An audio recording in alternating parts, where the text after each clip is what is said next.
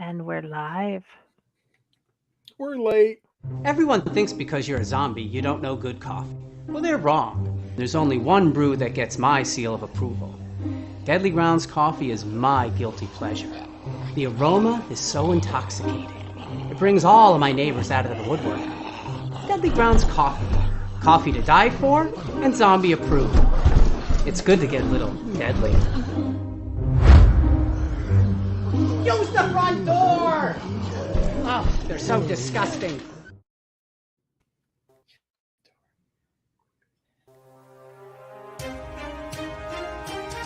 The Dorkening and all affiliated shows are not intended for anyone under the age of 18. The following may contain discussions or scenes that have adult situations, graphic violence, nudity, strong sexual content, and graphic language. This show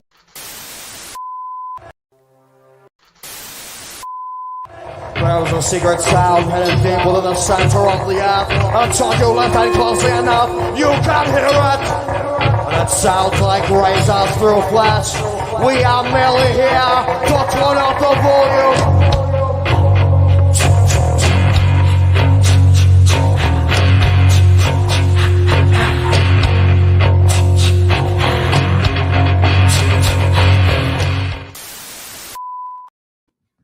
You're watching Tanner's Haunted Secrets on the Outline Network. What they say.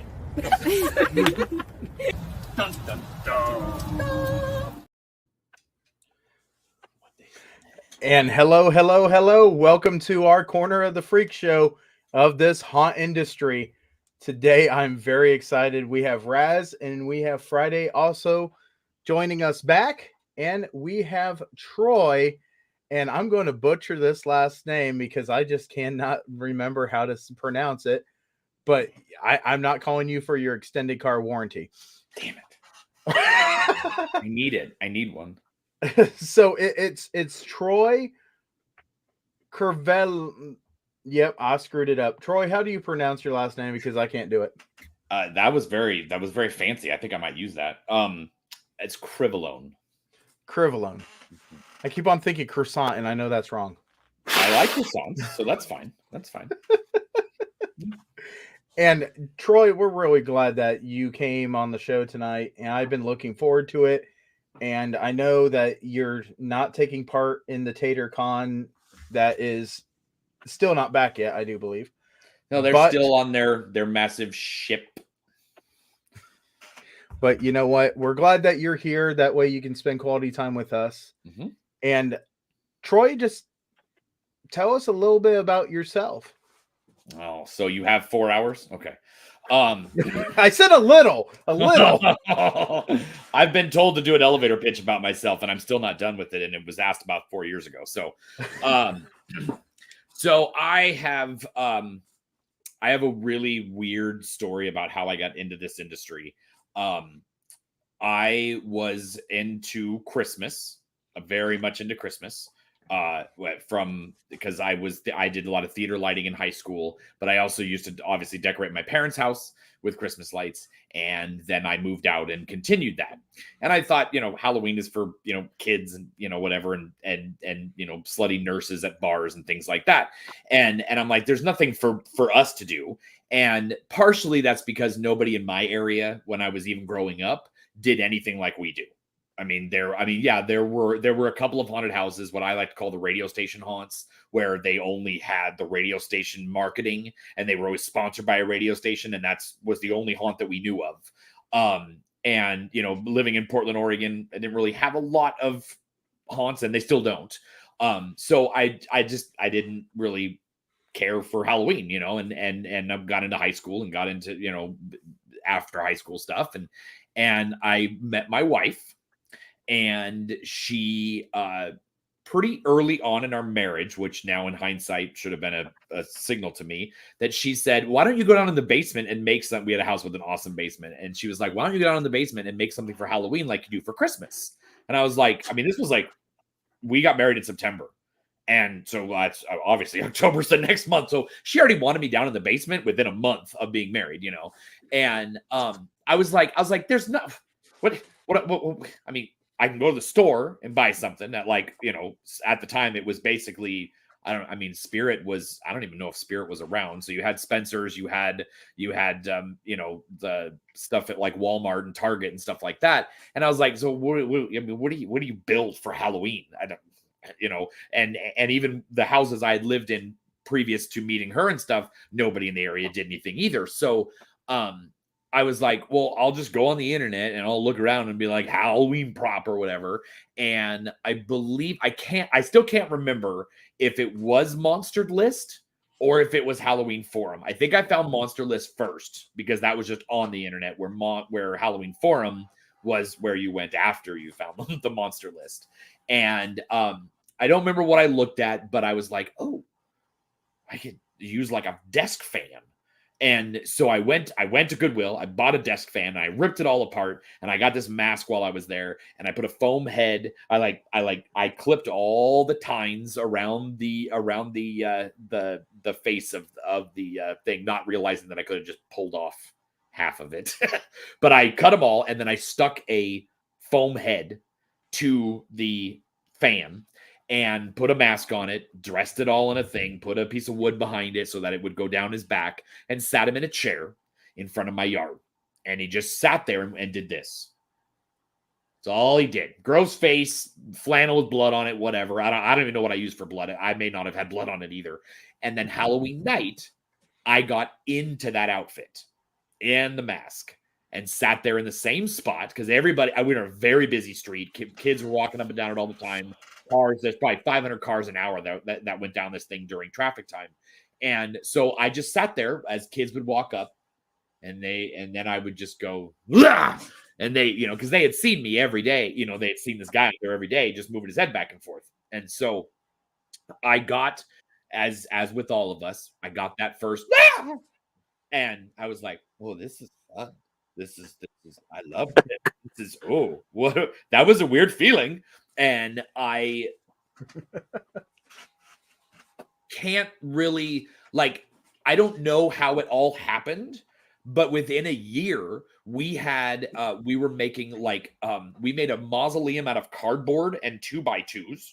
And I just, when I was sending you guys stuff the other day, I actually went through that video and I didn't realize we used cardboard. Now, I didn't actually build, I had a bunch of friends that decided to do this all with me. I was like, guys, I got this crazy idea. Let's build this. Let's have people walk up our walkway and we'll scare them and stuff. Probably thinking I was a pioneer on this stuff and nobody else did it. And so they had built the frame and then we were building, we had painted and we lived in Oregon. And Oregon, it rains a lot. And I don't know, I know that the mausoleum held up for Halloween. Because my friend would bust out of it. We just put up different scenes. And that guy who his head moves back and forth was in my haunts for probably 12 or 13 years. Every year he was something different. We put him up. He was drinking toxic goo one time. He was a bartender. He was watching TV one time, just all kinds of crazy stuff. And, we just continued to add people to our staff, and we would have a meeting in January and we would say, well, what are we going to do? We'd have a big whiteboard and we're like, okay, here's the rooms. And we would start doing all this crime, stuff that pro haunts do now. And we came up with, each person or couple had a room. Like me and my friend Dean would build all of it. We would build all the rooms out of pallets and things like that. And then they would go in and decorate them and paint them and do whatever they wanted in it.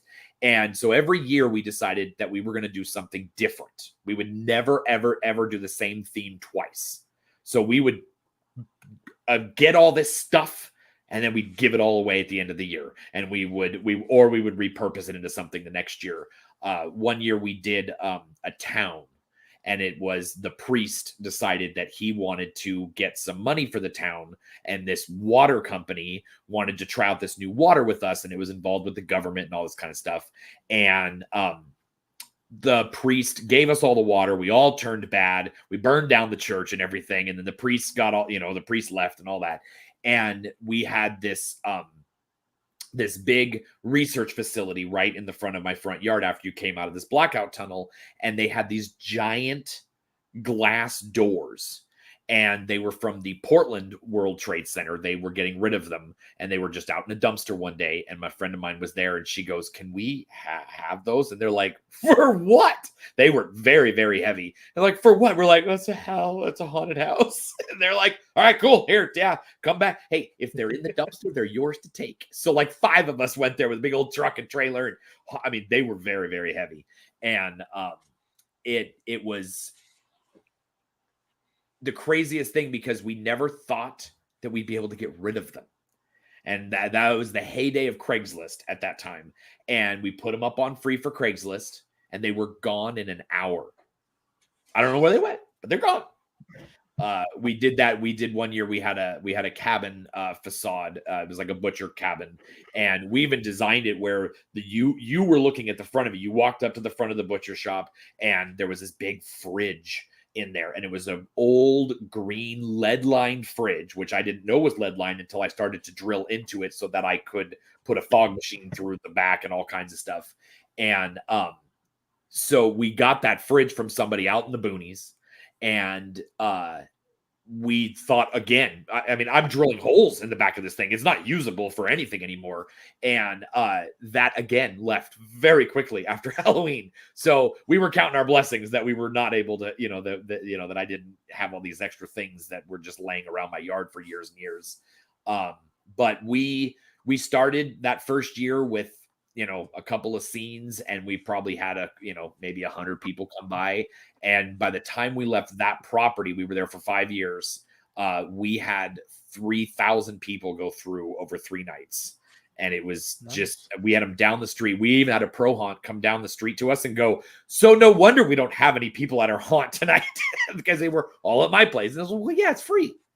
It's free. And they were like, yeah, this is better.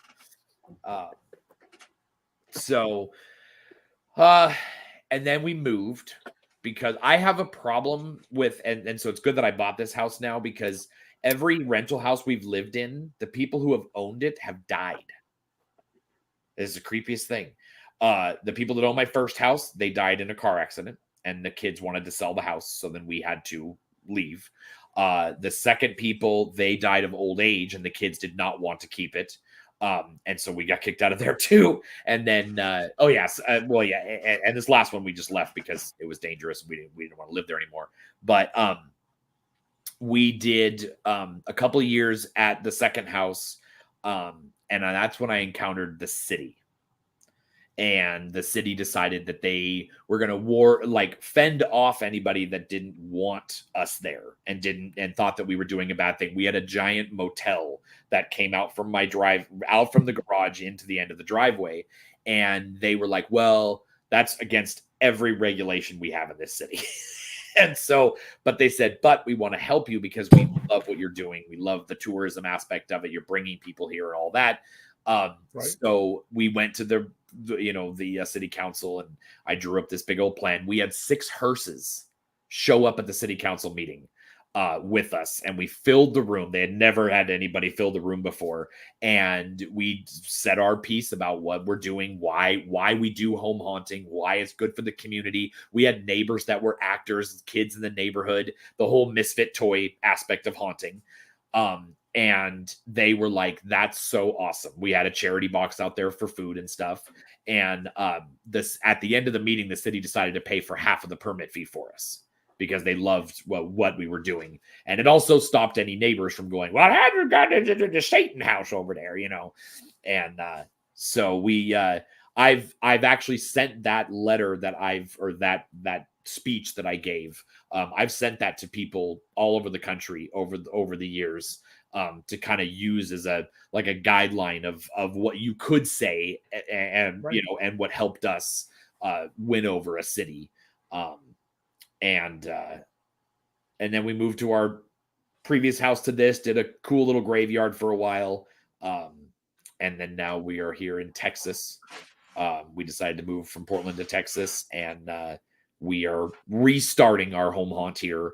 And we are moving on from. We had a graveyard for for several years, and just expanded on that. And that was one of the things that I told my wife when we were moving here. Is I said, we got a 24-foot trailer from a truck, and I said the first thing that's going in there is all of my Halloween fencing and the majority of our, tombstones and things like that, because everybody who's listening has made cemetery fencing in their day, and it's so time consuming, but it's so cool. And so I was like, I'm not making that again. So we filled the first 8 feet of that truck with Halloween. And it was a major thing for me that I needed to bring it. That was my part that I needed to bring with me. The graveyards are the best because you can just expand on them. I agree. Yes. Yeah. Right. Cemeteries allow you to do a lot. I've always been like, people who like buy all the stuff from Home Depot and they put it in a cemetery. I'm like, I'm more of a purist on that type of thing, where I'm like, if I have a cemetery, it needs to be in a cemetery. Like a 12-foot pumpkin inferno guy doesn't fit, or a witch doesn't fit in my cemetery. Now I was able to actually fit the big 12-foot witch into my cemetery because I used the original, the only male witch to be killed during the Salem witch trials. I had his stone in my graveyard, and so I put that witch above him. Now, granted, it's a female witch, but so it fit. I was like, that was my excuse for buying her, because I knew that I wanted her, and I made it I made it interactive by kids could push a button on the outside of the fence and it would turn her on, because it was just too far back for the sensor to catch, and those sensors are crap anyways. And so people could push the button and they were like, oh, this is so cool. So it's epic. So yeah, so we're here now, but now we've decided that we're going to go with Universal Monsters. My wife is a huge fan of Frankenstein, Dr. Frankenstein and the monster. And so that's what we're starting with this year is a lab. And everybody's kind of done a lab before, but we all do it differently. We all put our own spin on it. And Spirit Halloween had their big display a couple years ago with all the bubble tubes and plasma stuff. We got all of it. And that also went with us from Portland to, like, we knew we weren't going to have a haunt the next year because we were going to move in July. And so everybody was like, you just got all that stuff and you're moving. And I go, because I'll never be able to get it again. So, and then when you can get it again, it's like a lot of people will go there and buy it, like copies, just to resell later. Like I know, when we were opening, our owner bought 2 of the Home Depot skeletons, because the year we opened was the year that they were first, like the big thing. And I think he ended up buying a couple of them and then reselling them. But like when he was in the reselling process, he didn't want to like charge people an arm and a leg, but he was going there and looking. And this one guy bought 10 of them. And when they went out of production, he was selling them for 3 times the price. And it was just like, I can't do that to someone. I can't bring myself to do that to another human being. But there's a big market that people just buy up this limited time stuff, and they just through the roof, man. Yeah, through the roof. Yeah, it's that always, I'm friends with some of the people that run like the Home Depot Halloween groups and stuff like that, and it's a big problem. Because it's just the people that are doing it are not haunters. They're not us, because we don't do that type of stuff. Sure. There's a bunch of us that make products and we increase the price because we made it, that's one of my biggest things. I have friends that will ask me, I actually had my friend Christopher ask me the other day, he's making a man-eating plant and he goes, do you think people will buy this for $200? And I said, well, here's the thing. I go, Home Depot sold a man-eating plant that talked and moved and all that stuff for about $200 to $250. Yours is a static thing. It's amazing. You did an amazing job on it. It's got way more detail, and you could use it all year round, but you could also use it in your haunt where it would be very authentic. And I was like, there's your problem.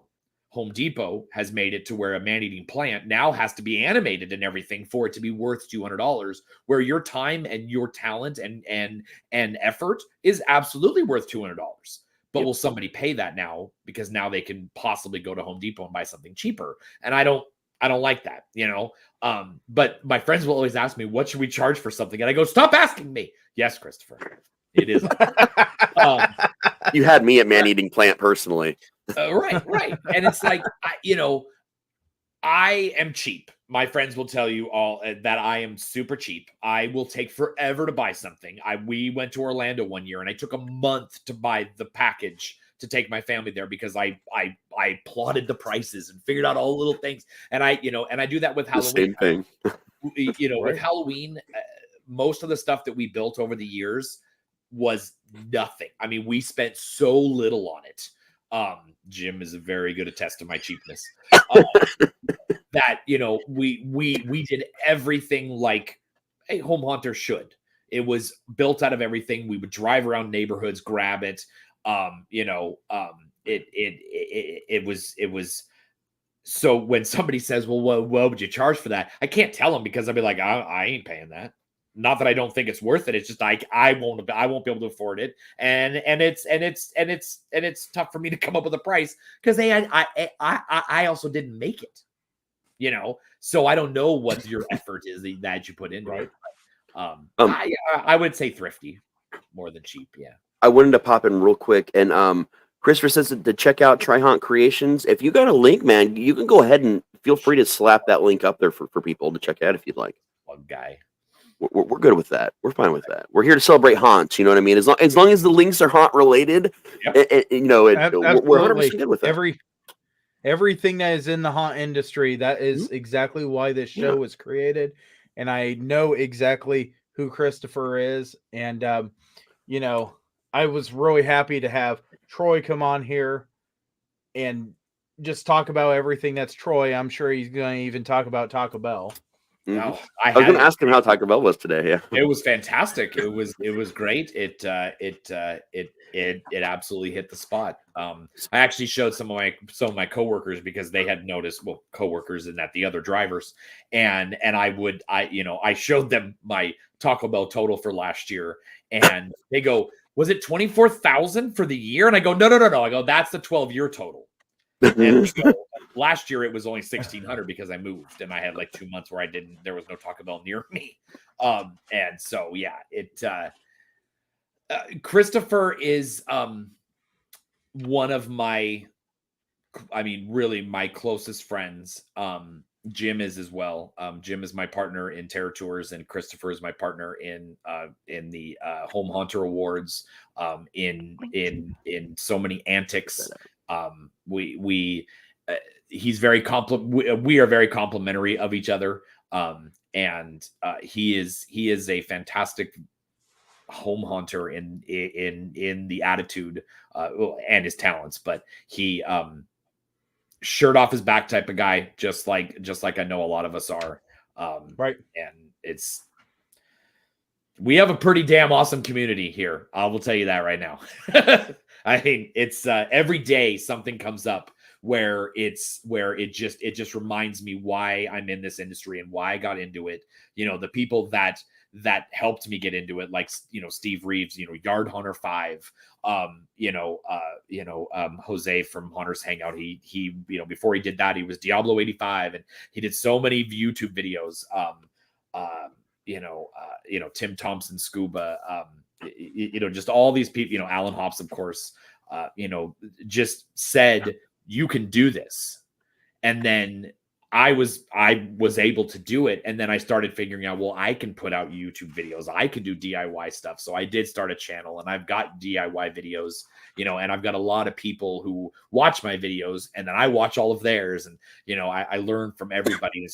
It's such a symbiotic's the wrong word. It's full circle all the time. Mm-hmm. You're going to go to bed already? I'm boring you already. No, just get up early. Oh, well, just put your little Bluetooth speaker right next to your head, and I will just lull you to sleep with my droning about myself for the next 2 hours. Oh, she'll watch the replay. Yeah, there you go. Right. There you go. That's what she does in the morning. She catches the replay and then she sends me comments. Nice. I love it. I gotta say, the Taco Bell thing really cracks me up because it's usually between you and Ethan Mark Turin that I see your pages, and like it's like every time I'm looking, they're like, one of you two have got a receipt from Taco Bell, or you're at a Taco Bell, And in my family, I'm the only one in my whole family that doesn't like Taco Bell because stomach problems. It's not the taste, it's the intestines. Mhm. And I do miss it. But I feel like that I get to experience Taco Bell so much, the two of you, that I just don't need to go. Like, I don't need to because I can just be like, I remember what that tastes like. Right. Yeah. People say that, like they'll send me those videos and those nasty, things of, crap coming out of pipes and things like that. Oh, good. I can't wait to hear your feedback. That's going to be awesome. Instead of Taco Bell, it's Toxic Hell. That's the one I hear probably the most. Right. And I'm like, I haven't gained weight in years, but I also have very high metabolism. Everybody will tell you that I go a mile a minute. I am always busy. I'm always doing something. Right. But also Taco Bell is the healthiest fast food option, voted many, many times over, and actually proven that it is the healthiest fast food option because of the lettuce, the tomatoes, the rice, the tortillas, the different, the sour cream, things like that. It's way healthier than a burger by, leaps and bounds. I'm really coming out of my shell, Christopher. I'm like fidgeting and I'm really like, I don't know, like I'm just nervous. Okay, guys. I need Taco Bell. I should have had Taco Bell for this. I have expected you to at least have a Taco Bell cup you're drinking from. I'm a little let down if I'm being honest, man.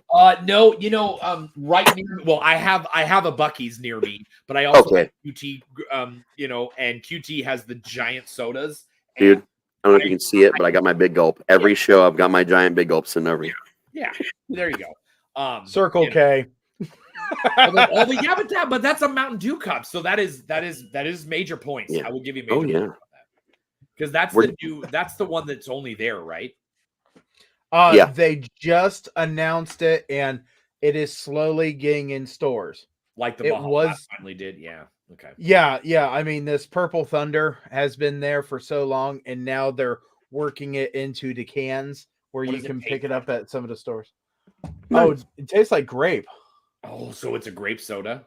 Oh my gosh, it's amazing. See, too bad my sugar don't like it. That's the one thing Mountain Dew hasn't really ever touched on. They've always done those weird like mango and the made up fruits that they find in some Amazon jungle that they try to squeeze stuff out of. And I'm like, none of that stuff works. And then but grape, okay. All right. My friends all call me the. Go ahead. Circle K actually came out with a Purple Thunder that was a slushy. Yep, slushy. I put some tequila in that, and I'm done.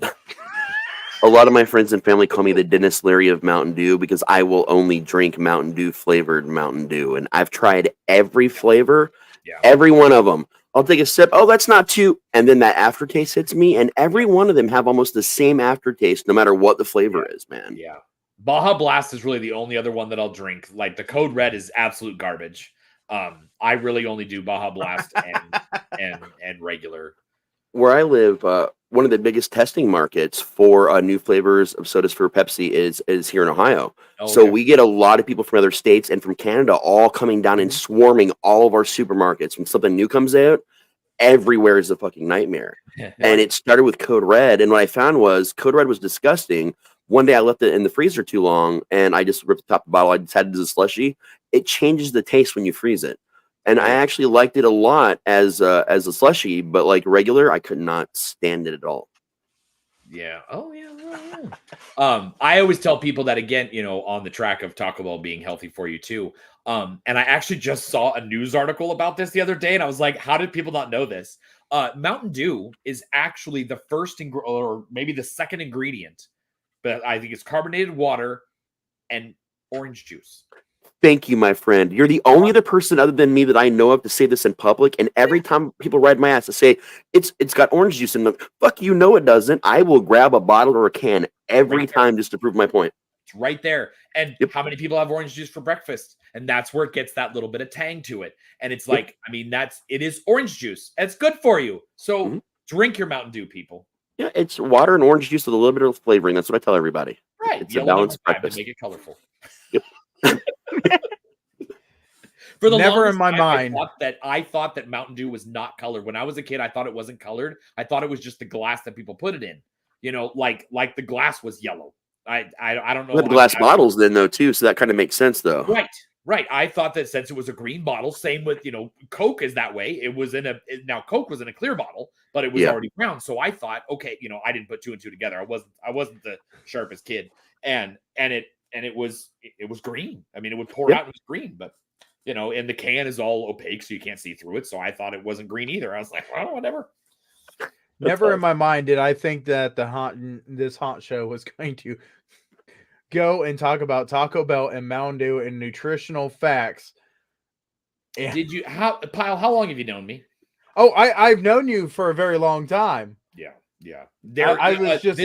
This show started on a train track, and it's rumbling down a back road in the middle of nowhere right now. So for being called the Outlight Network, our whole network is really built by squirrels because we squirrel out on all the shows so much that Dell, one of our other co-hosts, actually has a squirrel puppet, and she's usually here right now with a squirrel puppet, like bouncing it around the screen to let us know what's happening. We've ended up in Bedice, Texas. That is how off we are right now. Yeah. There you go. And that's in the middle of nowhere. It is. Yep. It is. Yeah.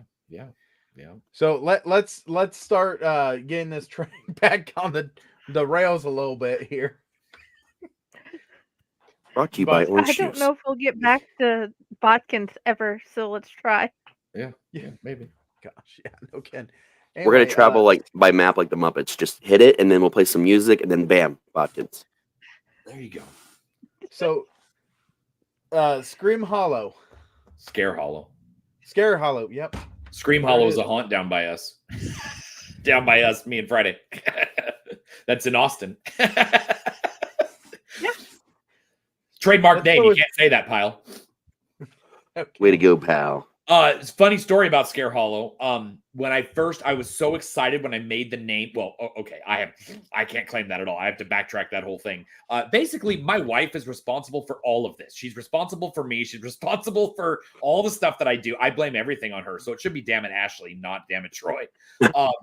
But she came up with the logo, which is right behind me right here. And there it is. And if you look, there's an S and an H in the branches. Ooh, here. Right there. So that was actually part of it. People over the years, people have actually said, well, there's like you can see hell in there and stuff like that. There's actually no other letters. S and H are the only letters that are actually drawn into it. But she drew that on a piece of tracing paper one time. She was just messing around and she's like, let's do that. And so she came up with the tree and I'm pretty sure she came up with Scare Hollow. That may have been a collaborative thing, but I got so excited about it because I don't get excited about things. I don't just fly off the handle and just go do things crazily. I went online, I made the website, and I made the email. I think I did the email first, and I signed, and I'm pretty sure it was on AOL. Yeah, it was. I still have like 5 AOL screen names. Oh yeah. And it was scarehollow@AOL.com. Well, dumbass me typed an A instead of an O, so it was Scare Hollow for a while. It took us like a month to realize that it was Hallow. And my wife goes, "You spelled it wrong, right?" And I was like, "Yeah, I totally did it. That was on purpose. What are you talking about? It's a play on words, okay?"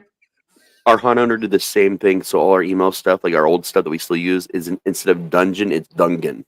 It's just that one letter was just that in place, and everybody did it and ran with it, and it was almost like by the time we were opening finally that year, that I came on board. I was like, "Why does this say Dungan?" And they're like, "Oh shit!" So, yeah, oh my gosh, it's crazy. So we have pictures or we have videos of this, right? We do. We have some. Of my now, first crazy year. Some of the files were not, they were either too large or they were in a file type that StreamYard decided existed. We do have some of the things uploaded already. If you want to play something that's not there, let me know, and I can screen share and just bring up the video. Oh, okay. Yeah. For those. Whatever. Yeah. Look at this going over here on the background on my end, so if you guys tell me you want me to jump to it, I can jump to it. You guys put whatever you want up, and I can talk about it. Okay. And he will too. Playing or am I playing? Oh, you can play the videos from here. If you need something that's Okay. not from here, though, tell me and I can play it from mine. Because I do have, like, I had this stuff from 2008 to 2022 to kind of see how far things have come, but those I have to play on my computer. Those are the only two of the videos that I have to play on mine. The rest of them you can just play on StreamYard. I've been at this for 18 years now, so there's quite a bit. Pyle asked me for stuff, and I go, "Here's a sliver." It's not even. It was kind of like fun. If we're gonna talk this real quick, I'll go ahead and screen share and. Fancy meeting you here.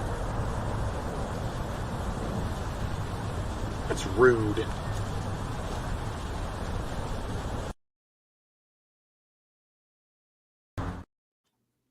That was cool. I'm sorry. Me and Christopher. That was during COVID year, and that was for the Home Hunter Awards, and we couldn't obviously do it together, and so I think that was the first year of the Home Hunter Awards that we did it, and that we did a video. And so I had a cemetery down the street from me and across from my daughter's school, and we went back there and I filmed a bunch of stuff in there and did silly. We were talking about Filmora earlier before the show started, and that's I was getting into the using me coming out from behind that, and then I have other ones where it's like me coming out of a mausoleum, but then I also show up over here.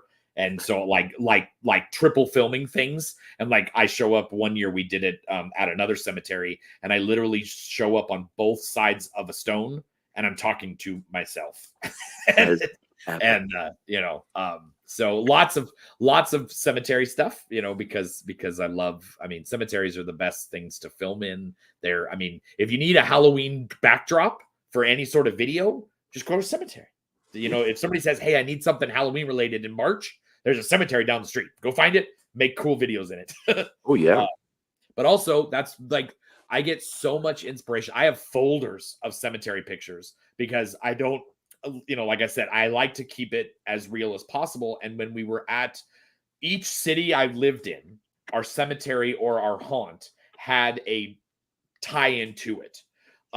One year I lived near Bella Vista Park in Gresham, Oregon. And so we named our haunt. Every year it's Scare Hollow Productions now. And then we named the haunt something different every year because we would change it. And so that once we got to that house, it was the Hollow Vista Cemetery. And then in the cemetery, we had stones that were replicas, as good as I could get, to stones that were in the real cemeteries in Gresham and about those people. So we tied in the history of the city into our cemetery and into our backstory and things like that. And that always, we kind of learned that with Wood Village a little bit because they're the ones that came down on us on the city. And so we actually put in the motel, we named the motel after an original motel that was in the city. We actually got them to give us like an architectural drawing of it. And we put that up on the wall, like as a picture. And that was one of our drop panel walls. And so, the architect, because most people put portraits up for drop panel walls. Well, no, we put an architectural drawing up instead. So we always tried to tie in the history. And that allowed us to, not have the cities come after us. And it also allowed people, when they would walk by, they would go, "Oh, well, that's literally the street we're on right now is that name." And they're like, but so then they would like think about it. And some of them would ask me, "Is that a real like person?" I'm like, "Yeah, that's a real person. That's who the name of the street is. That's who it's named after." And their real cemeteries, plot is right there in that cemetery back there. And so we liked doing that because it also allowed me to learn how to carve different types of stones as well. There was one family that had a main stone, and then they had these little wedge stones, and they were like a little wedge thing like this, and then they had a flat part, and they were only like this big, and I still have them now. And I just love how they're just this little stone. You don't have to make these giant stones, because as you can see, even behind her, there's like 15 different sizes back there of stones. We went to Plymouth, Massachusetts several years ago, and there's several graveyards all over the country that that are home hunter graveyards that have the big 4-foot stones. They're big, they have the big arch. They're big and there are a lot of them were modeled after a certain graveyard in Oregon, the Davis graveyard, and they were modeled after those because that's what a lot of people would learn from, and they would see their stones and they would just do that. Well, I had never seen those in the wild. Like I had really never seen these big giant 4-foot tall slabs of granite in the wild. They were always much shorter than that. And we went to this cemetery in Plymouth, and that's one of the original cemeteries of America. And it was covered in those. Every single one of them was 4 foot tall. And I was like, well, there they are. I finally found them. And they were definitely cool. But I just love how you can walk through any cemetery in America, or especially in Europe. Europe has some amazing cemeteries. And you can find just some cool stones and statues that you can try to model after and put your own spin on and stuff like that. But sometimes I went to Chicago a couple years ago and I walked around my whole point was to go and walk around their cemeteries during the day. And they had such cool statues in there. And one of them was he was called the Watcher. And he's on a slab and he's hunched over like this and he's got a stick and he's going towards a mausoleum. And but it's all in that patina. So it's all in that turquoise blue looking. And everything else in the cemetery is gray. You can see this thing from a mile away. But it's only, it's literally 5.5 feet tall, whatever it is. But it's so blue or turquoise because it was obviously made out of copper.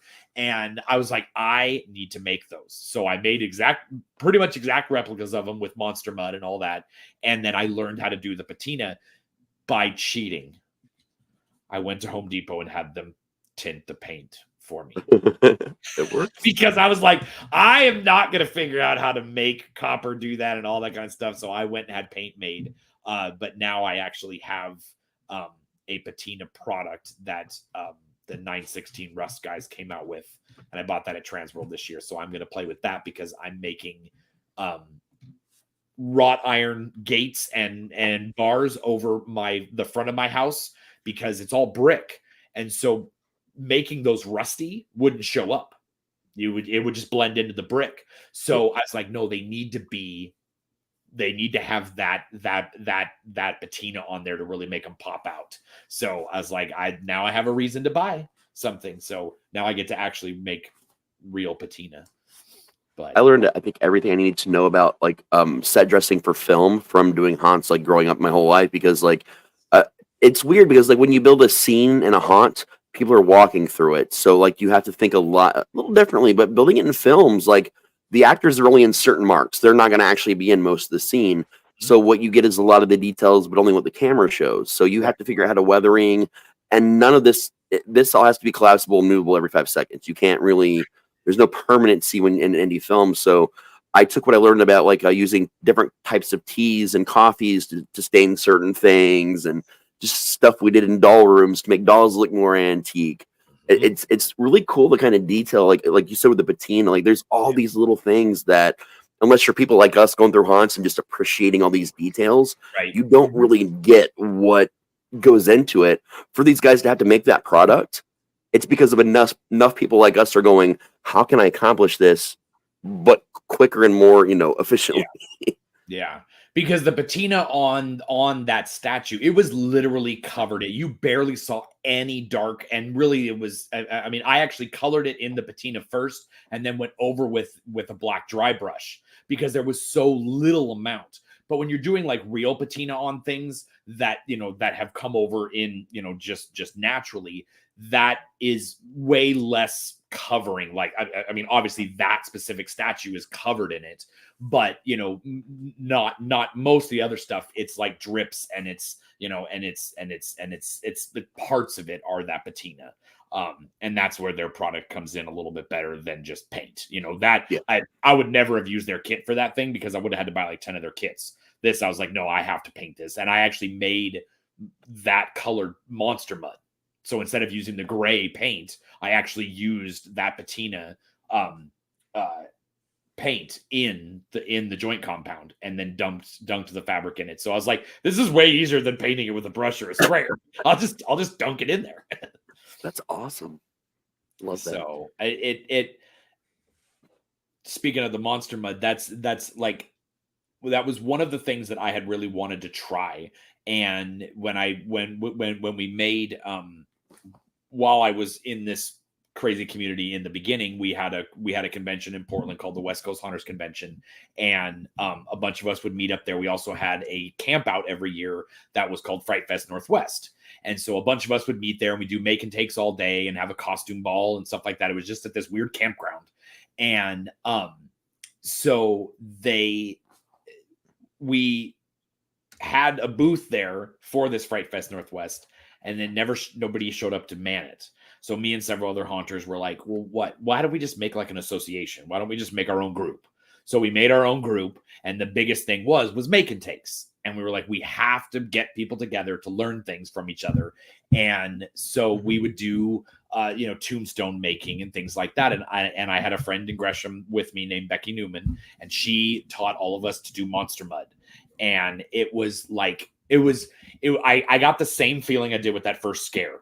I was like, I don't have enough storage for what I'm going to make with this, because it was either that or pneumatics, and pneumatics, you need a lot more storage because the thing is huge, Yeah.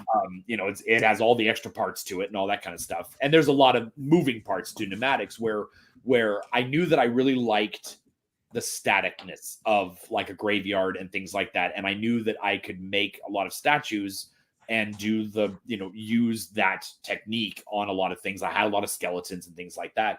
And so it was nuts. I could not stop making stuff out of monster mud. And it was just, and so now I teach classes of how to do monster mud with people. And it's the DIY nature of this industry is what really, keeps me in it and really gets me excited because of the fact that everybody shares everything. Kind of back to the Christmas stuff. I'm in several Christmas groups. They're silent until like December 15th. And then it's, look what I made. And then somebody goes, well, how'd you make that? How'd you do that? How'd you do that? I don't know. I don't know. It's on the internet somewhere. Zero sharing. Some of the younger people are getting into it a little bit, especially with the pixels and stuff like that. I know there's an actual haunter that does pixels as well. He does a big Christmas display and a big Halloween display, and he's actually working on that type of environment that he wants it to be a sharing type environment like ours. But like us, Pyle could put something up that he puts in his haunt, and I'm going to go, dude, how did you make that? And he's not going to sit there and go, I can't tell you, it's a trade secret. I'm not going to, there are pro hunters that will not tell you how they made things. And I get that, because they don't want another pro hunt to go make it, because it's proprietary to them, and it's eventually it will get out, but they want it to be cool for them for a while. Every haunt has that thing that they do that nobody else does and things like that. So I get that. But even a lot of the pro hunters now are of the type where they're going to share actors, they share props, they help each other build things. Oh yeah. And it's just, they see that that's just better. And it's better mentally, it's better financially, and it just creates a better community where you're not fighting. Nobody's better than anybody else. That's one of the biggest things with like us, the Chicago haunt builders, is that nobody is better. They just have a different talent. Nobody is not worth it. Like when somebody goes, well, I don't, I used to hear, because I ran, and I still do run the map for the Northwest Haunters Association. So I have, the Google Maps where I tell you where all the haunts are. And I have one down here in Texas as well. And I would have people say, well, I'm not good enough to be on the map. And I go, well, show me a picture of what you have. Full well knowing I'm going to tell them whatever they put, that they're absolutely worth it. And they would show me a picture, and it would usually be a lot cooler than they think it is, of course. And I'm like, it doesn't matter what you have. You're a haunter. As long as it's more than a pumpkin on your doorstep on Halloween night, you're a haunter. If it's Dollar Tree stuff, If it's something from, it's something your kid made out of paper mache or crepe paper or whatever, fine. That's awesome, because we all started there. We all started with something super simple. And now looking back on it, you're like, oh, that was terrible. But it led you to this. It led you to where you are now. And so I still to this day tell people that, like, no, you absolutely are worth it. You have amazing stuff, but here's something to help you with. Have you ever thought about this? Have you ever thought about this? The constructive criticism and showing them, hey, here's all these videos. Here's these people, that can help you like they helped me. And it's such a cool thing. I think that's something that go ahead. Well, finish yours and then I'll say mine. Look, I was gonna say, I think that's something that the customers need to understand as well. When you go through these haunts and you're like, oh, well, that one wasn't worth it, or just all the crazy things that customers will say. If they would just go in, instead of finding things to complain about, to find one or two things they saw that actually amazed them, that would help them look deeper into these scenes and this art and this community, and actually understand it before they start telling people these things. I get asked all the time, I'm not sure you do, and I know all of us do, oh, you went to that haunt, was it worth it? And my answer is always, absolutely it is worth it. This is what I love about this haunt. Right. It's crazy.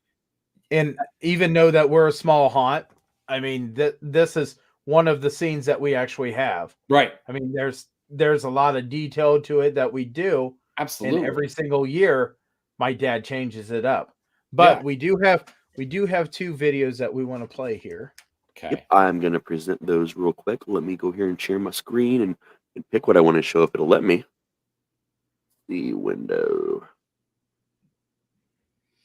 You guys see this okay? Oh, yes. Now, let me know if you can hear it okay as well. Not sure if there's sound or not. No, it should just be a slideshow. The slideshow, okay. I used it at the booth at West Coast to promote our haunt. There's our cardboard mausoleum.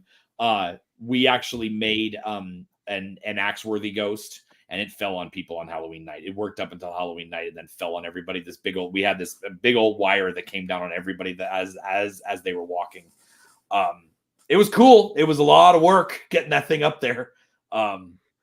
But there's skinny old me. I love that. Actually, yeah, we actually used it was belt material. It wasn't high test fishing line. It was belt material. My wife worked at a place that had a lot of belting, and so we cut it into they actually fused it together for us. And it worked for a while, and then we figured out we had to go to the high test fishing line. There's the guy. There's my moving head guy. We never named him. We just moving head guy. He's got a leg lamp. Yep. Yeah, that was given to me. We had a lot of stuff just dropped off at our house, and I think that's happened to a lot of home hunters. You just have stuff dropped off your house. Hey, can you use this? Or just dropped off without knowing it. We've had a skeleton dropped off, and we have no idea it's a medical skeleton. Oh, and we had no idea where it came from. It was busted apart a little bit, but we loved it, and we have it in the storage because we still don't know exactly where to put it correctly, and I think it's going to go near the hangman's noose. Share the other one as well. Yeah, they see leg. Father. And then and this one is the first one was 2,000 eggs. We kind of wanted to show like how far you guys have come since then. And this one you said was from 2022. Yeah. You can see my video editing skills got a little better.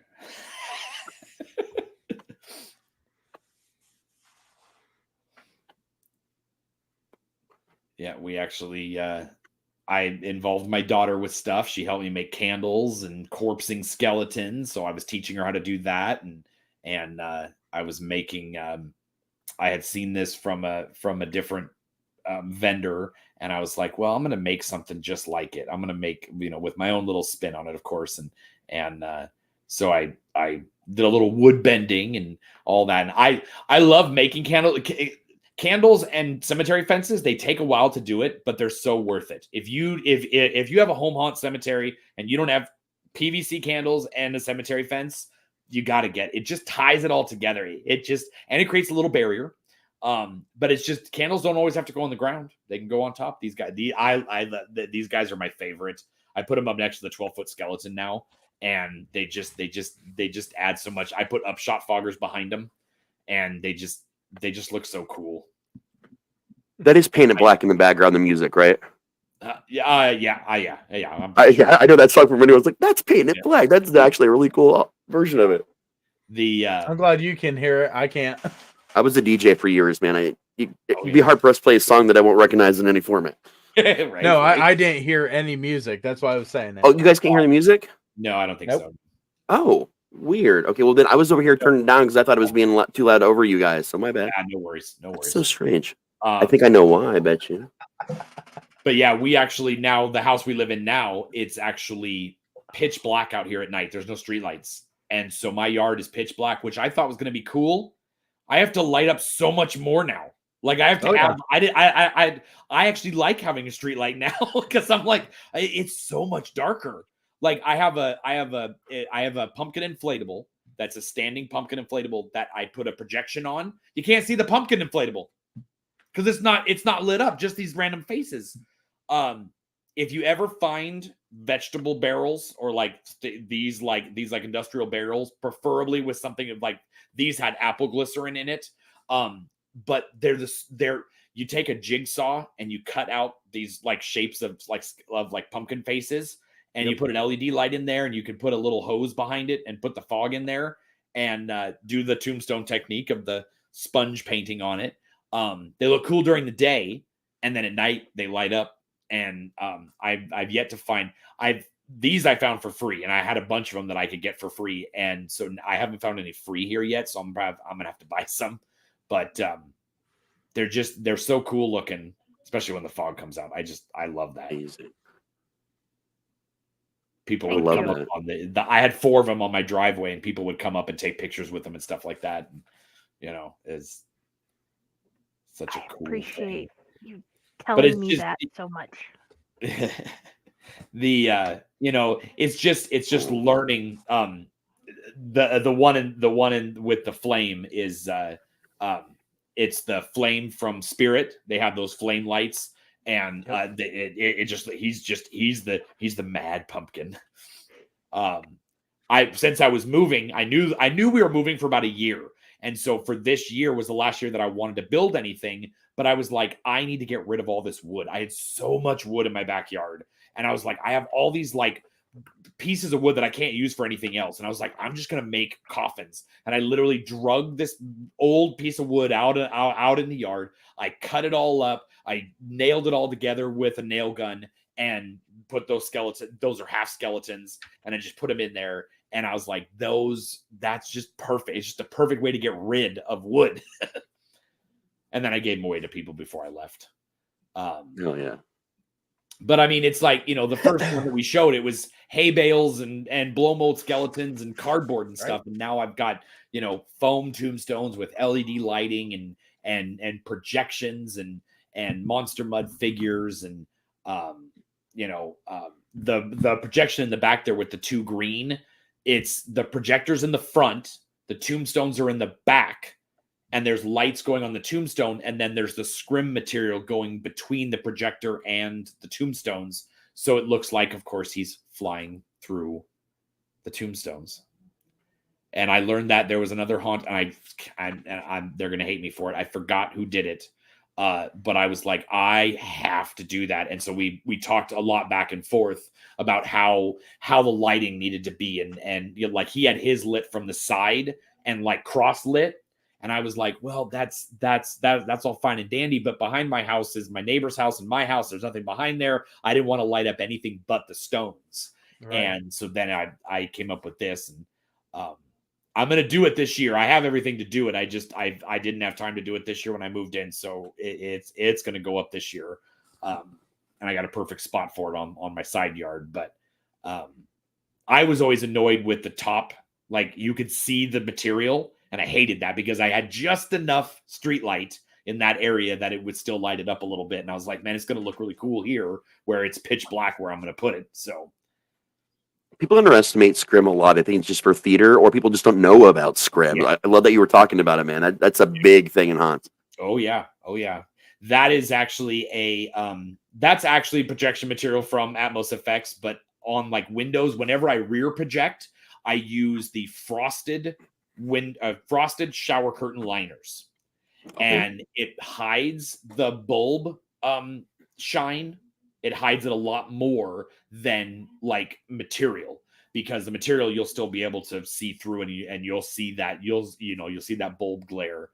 Yeah, I even just painted a tombstone white and just put a projection on it. Of course, the kids love the pumpkins.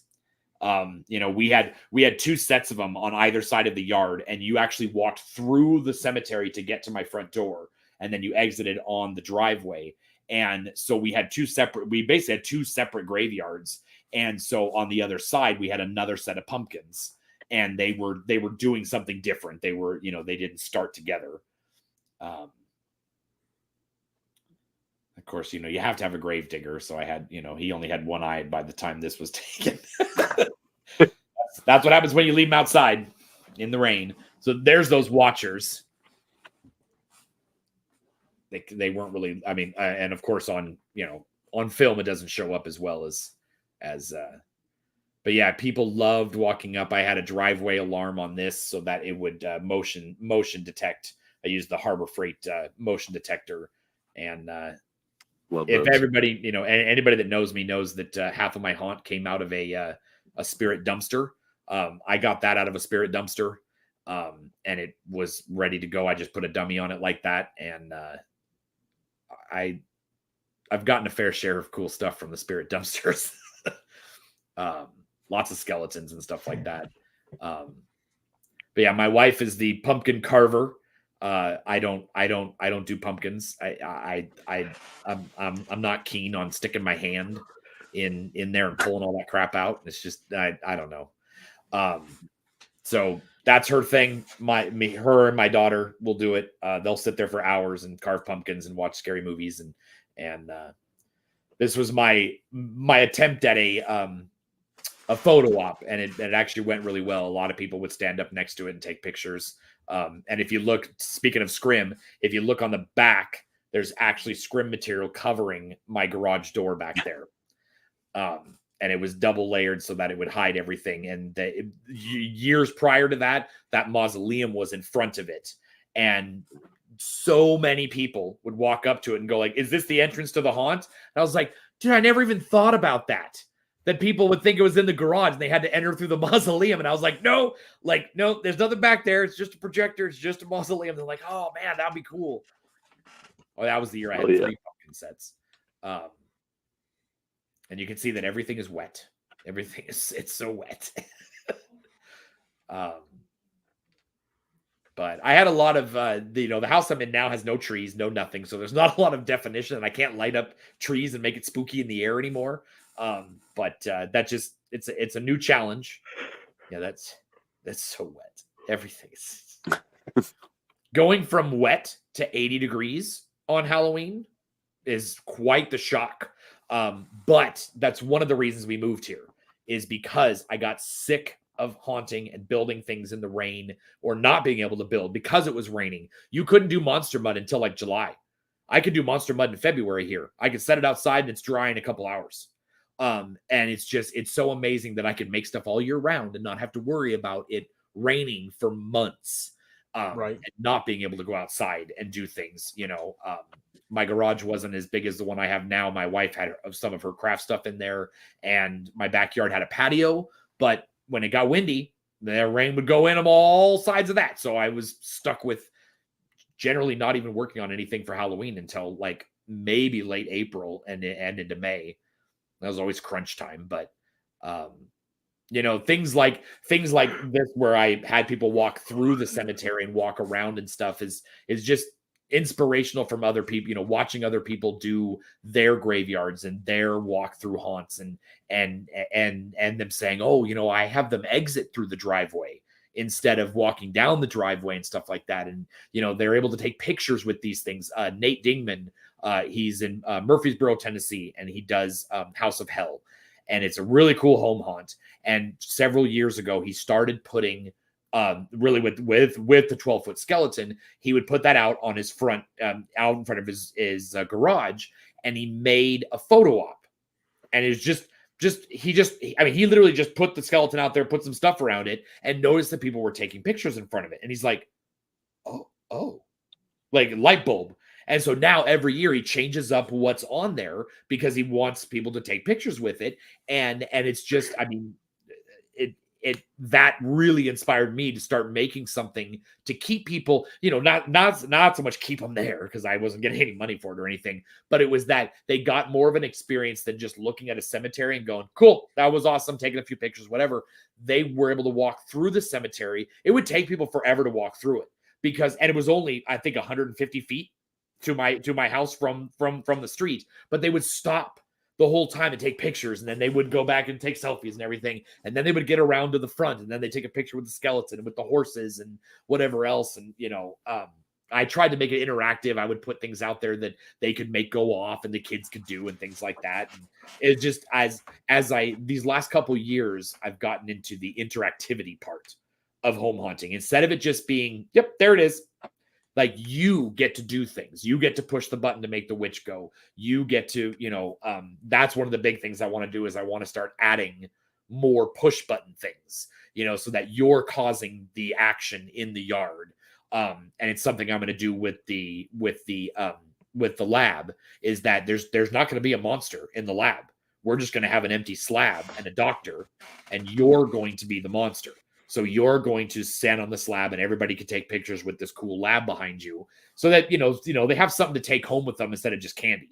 They have an experience. They have something. Oh, we went to this really cool, place with this lab, and we got to push some buttons and bubbles came up out of the water and things like that. So, we made electricity go off behind us and things like that. So, nice.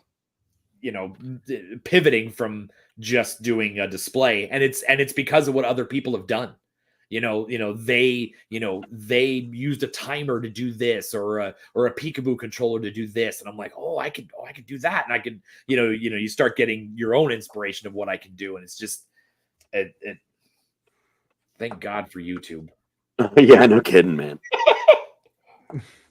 I love seeing that though, like the slideshow from back in 2008. It shows your progression, like in your haunting experience, but also your production experience too. Because like, see, you were using Filmora then, like just your whole growth, man, from that to that was beautiful to see. I love that. Thank you for sharing that with us. Yeah, me and Christopher actually did. We finally felt that we were experienced enough to give a class the last 2 years at the Texas Haunters Convention about home haunt videography. And one of the biggest things, we didn't even get through it the first year because there were lots of questions and there were lots of people that were engaged, and it was too much information for an hour. So we were asked back the next year to do 2 classes on separate days to split it up. And one of the biggest things that we harped on, and I spent like 3 days figuring it all out, was I actually in July, because it was July and I needed to do it because the convention was in July, is that I set up a time lapse of what things look like in your yard as the evening goes on. And we started at like 6 o'clock and we went all the way to 10 o'clock. And I showed them how you didn't see the LED lights. You didn't see the projections in the background. I had this whole little cemetery set up in front of my house. And it was like 5 stones and some lights and, all kinds of stuff. And as we got closer to 7:45, 8, 8:15, 9, it started all showing up. And I showed them, I said, I paused and I said, this right here is that dusk where it's just enough light and not enough light to, like it's that perfect time to hit it where you're going to see the detail of your static stuff and your inscriptions and things like that, but you also see the lighting and how it looks at night. And I always tell people, don't wait till October 31st to film your haunt. Go out on October 10th and do it. Go out several times and do it, and do it different days. I do daytime walkthroughs. I do nighttime walkthroughs. I've done tech ones where I'll say, this is how I wired this, and this is how I did this projection and things like that. But it was like, that was like my biggest thing with people is that, after you knew your equipment of what you were going to use, it was what time to film it. And there's so many, as a previous judge and the presenters of the Home Hunter Awards, we get so many videos that it's mostly black. And we can't see anything. And I know it's great. I know what you have is great. And it's like, but I can't see any of it because you're going through as a patron's going through. And I love that, but we can't see anything.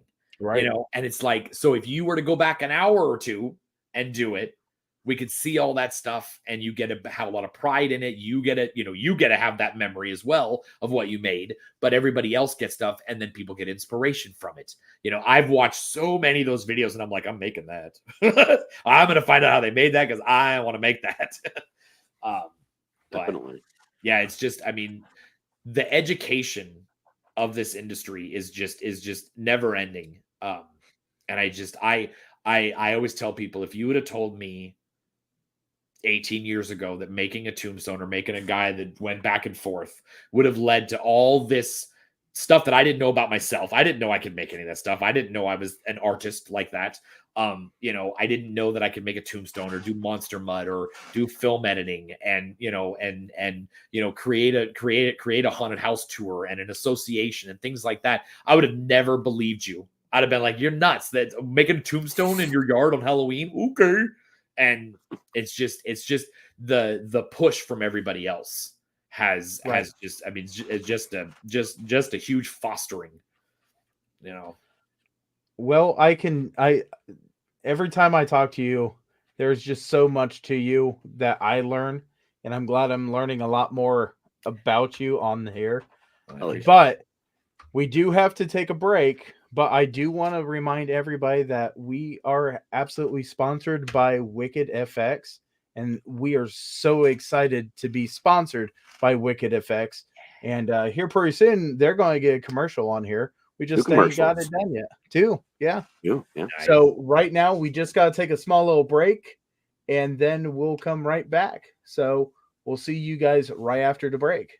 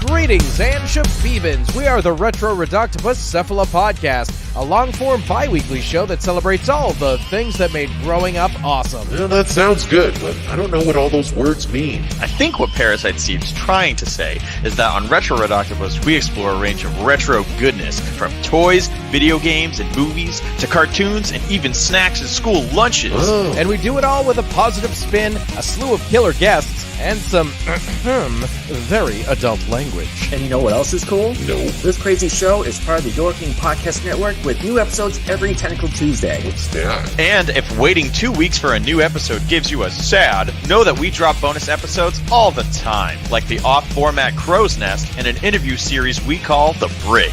You can listen to Retro Reductibus on Apple Podcasts, Spotify, Stitcher, or any app that's cool enough to carry the only show that celebrates all the things that make growing up awesome.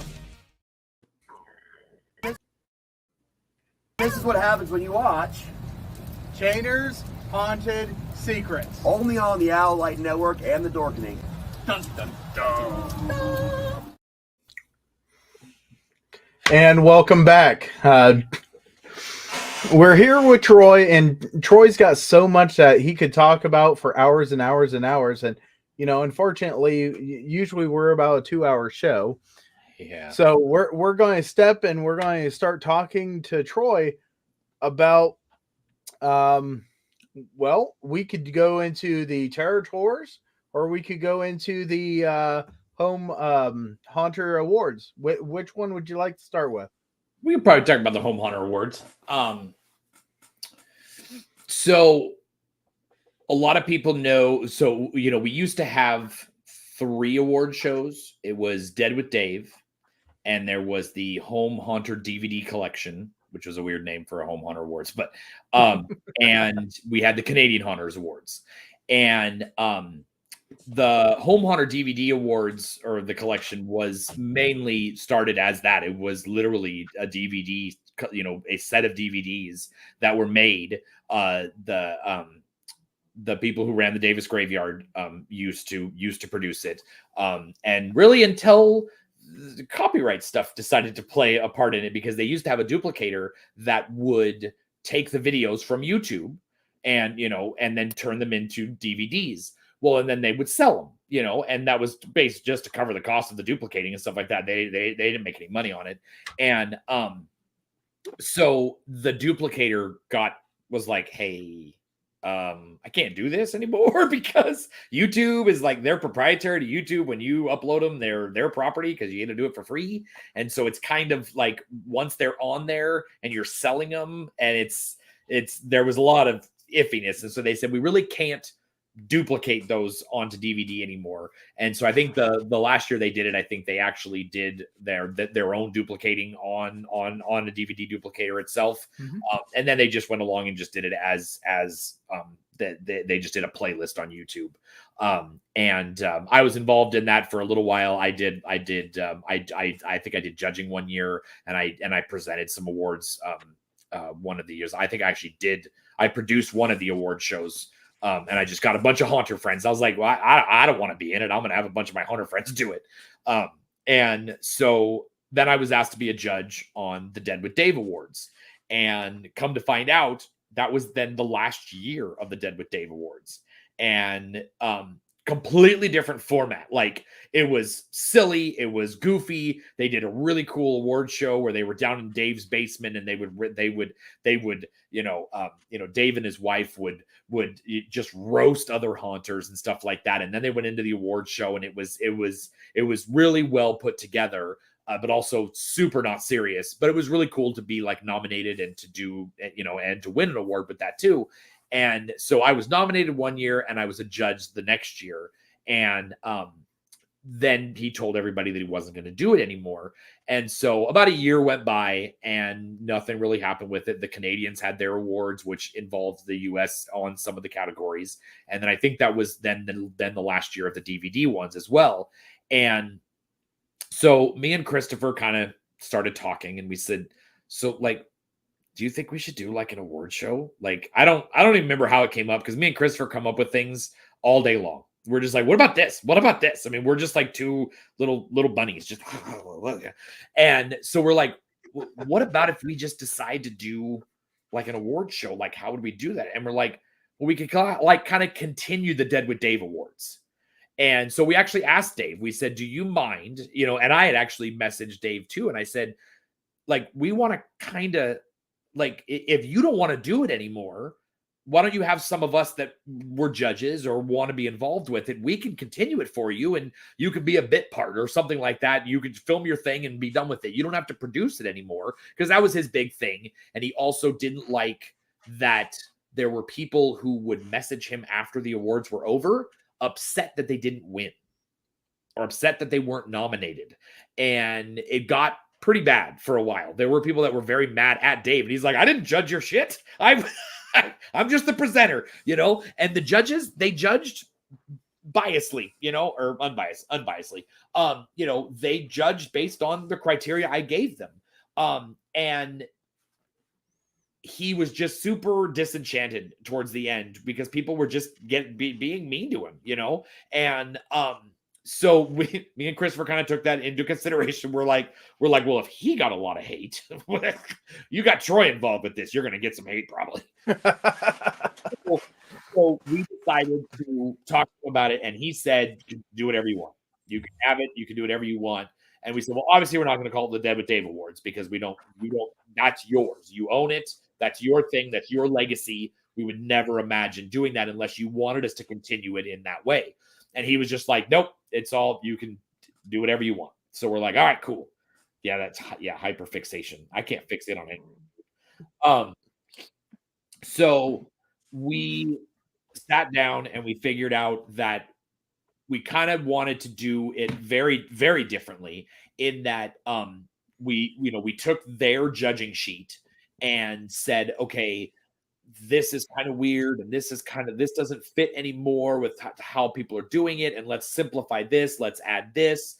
And we came up with our categories, and we decided that we were going to just do a skit show and kind of have a theme going with it, and just like a storyline, and just and also involve a lot of our friends. And so we put the awards out there, and people, Christopher did an amazing job making a website out of scratch for it. He did a lot of the judging sheets, a lot of the Excel stuff. He's definitely the mastermind behind most of it. Me and him decided to trade off on who was going to produce the awards every year. So we do it together, but I would do the editing this year and he would do the editing next year. And we always come up with a different theme behind the awards.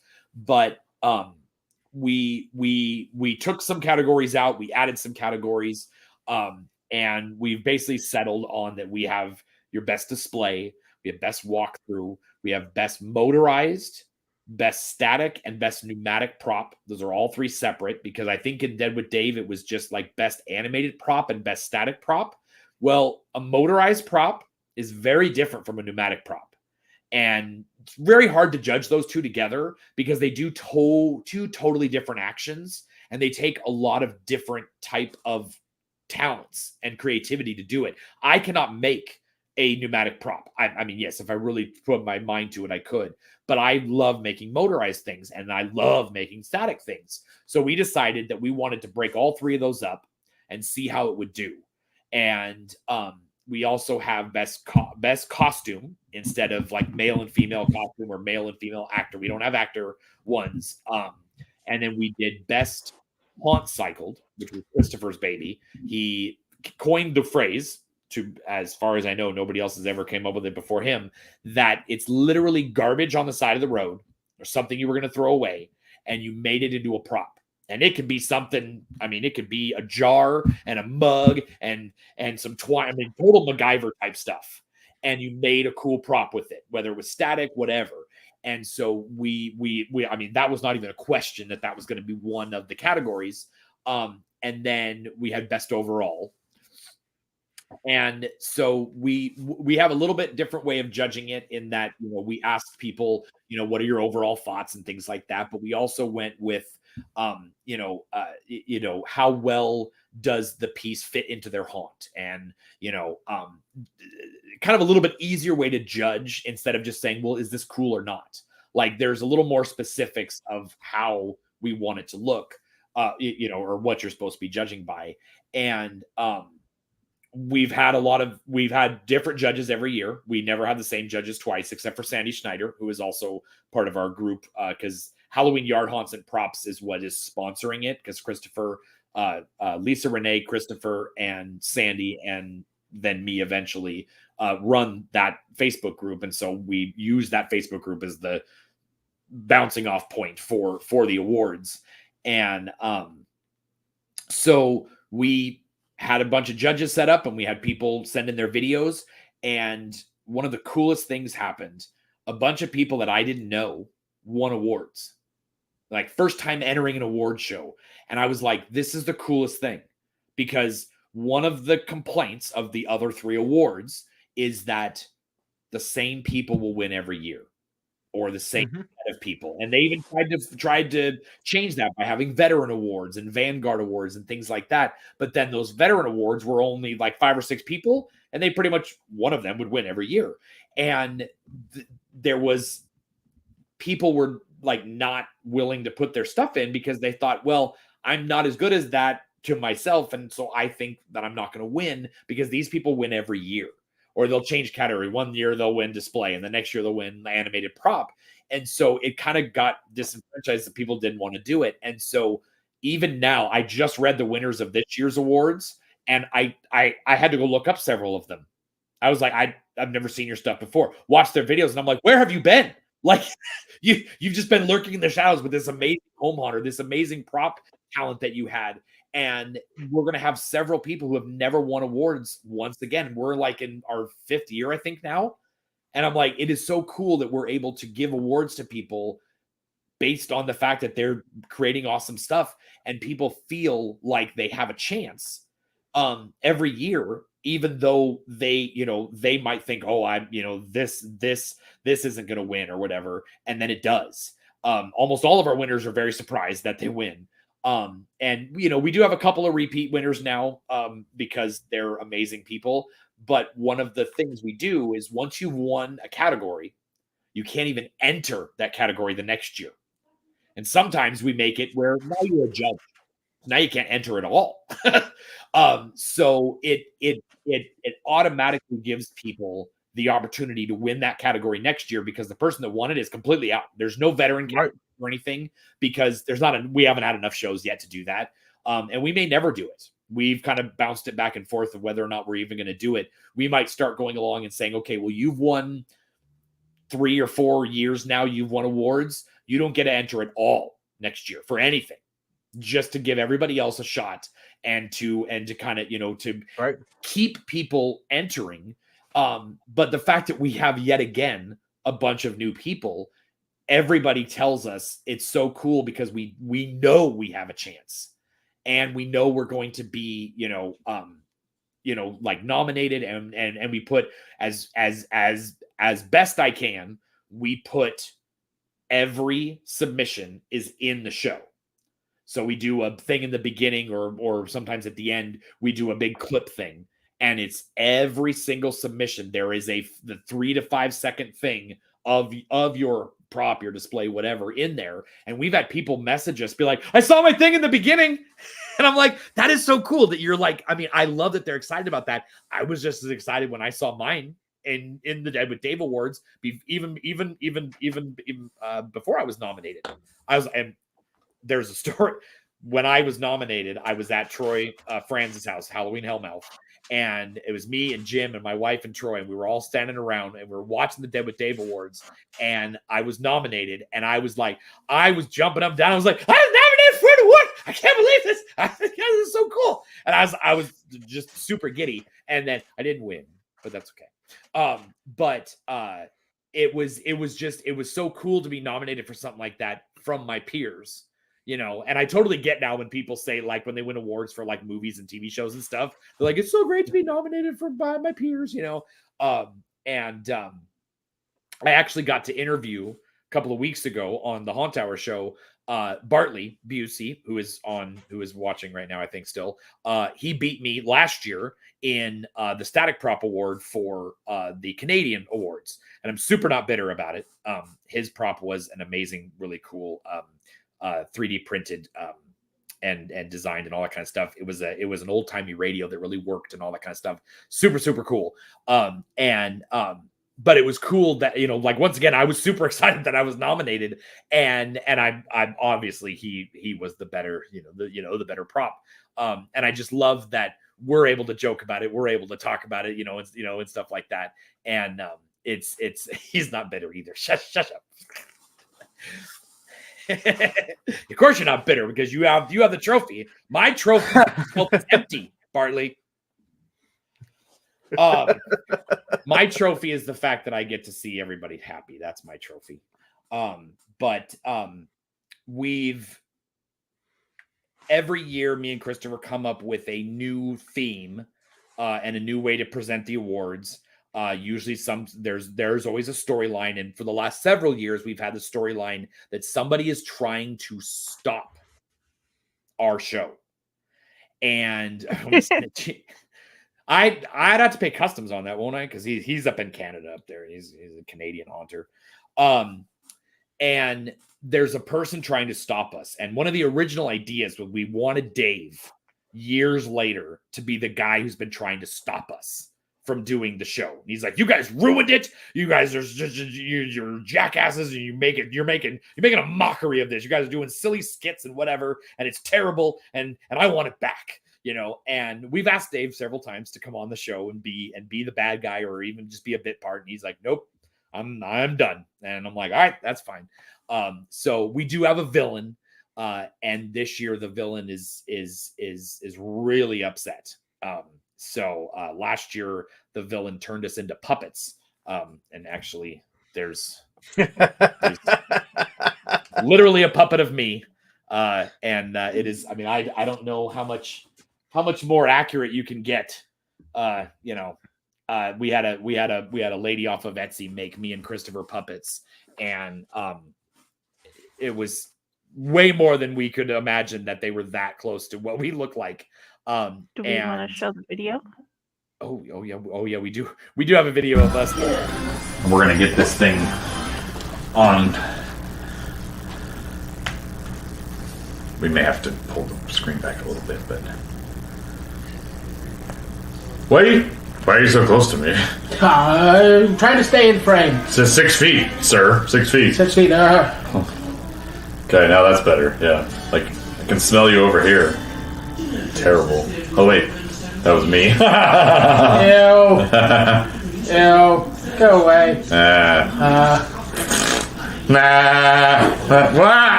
This is like an episode of South Park now. We're Canadians. All right. So now what I'll do very quickly.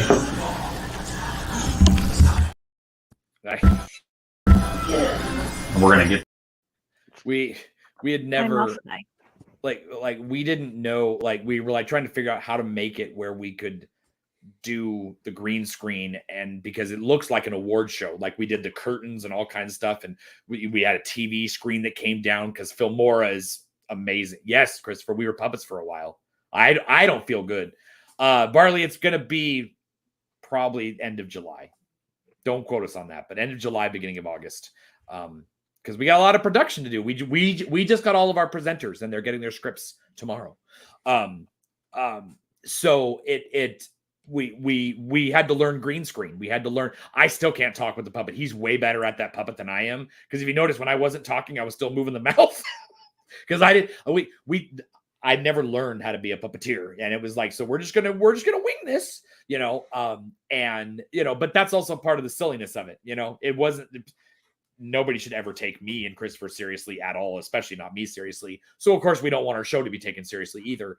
But we always add in all of our friends and people that even people that have never been on camera before and were like shy, and they're like, I don't want to do this, and then they would come on, they'd be presenters and things like that.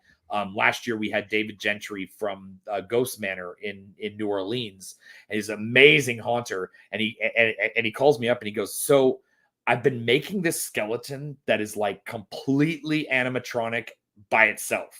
Like I program it to say things and move and all this kind of stuff in a computer, and then it does it for me. It's 100% a giant puppet that is not puppeted. And so he said, can I use that on the show? I'm not going to, like, it's going to be in my show at the, for Halloween, but I wanted it to be, this is going to push me to do it and get it done. And he comes on and just absolutely steals the show. I mean, there's comedy with it. He's cracking jokes. And then David is standing over next to him and the skeleton's over here, and he's making jokes and talking and doing all kinds of stuff. And it's just the amount of work that went into, to do that. And we're like, we just asked you to read who the winners were, and you're bringing out this giant animatronic skeleton. And it's just, love it. It's just so cool that people were like, they wanted to showcase their talent on there. And that's all it is. It's just a talent show. It's not even an award show. Sure, we hand out awards, but it's literally a talent show because we tell people when they're presenters, we say, here's the few phrases we need you to say, like, and the nominees are, and here's the winner of this category. But we always say the creativity is yours. Sure, we'd love it to be Halloween looking, like if there's a Halloween backdrop, something. Go to a spooky forest, go to a cemetery, something like that. But we're not going to tell you what to do. You go do whatever you feel you want to do to present this award in your talent level and whatever your creativity, because us telling you what to do takes that away, and that's not haunters. That's not home haunters. We do it our own way. And so me and Christopher both said we will never tell them what to do. Last year we did have to tell them to do a few certain things with their phrases because of what we were saying with the puppets and what they were going to say. It had to work together. It had to mesh. And so once they were done with their skits, we then reacted to their videos because they were on a TV screen because they couldn't be there in person. So they were on a TV screen between us. And so we were reacting to them, but we filmed it months after they filmed theirs. That was quite the production. But, and I know, Raz can attest to this, that, when you need to do something in a video editing, and for us, it's Filmora, it's the coolest thing to go, well, I need to learn this green screen stuff. I need to learn how to drop a TV down from the top of the screen and then have something play in it and know the layering and all that kind of stuff. And it has taught me so many things that I actually want to do harder things so that I'm learning how to do it on that program.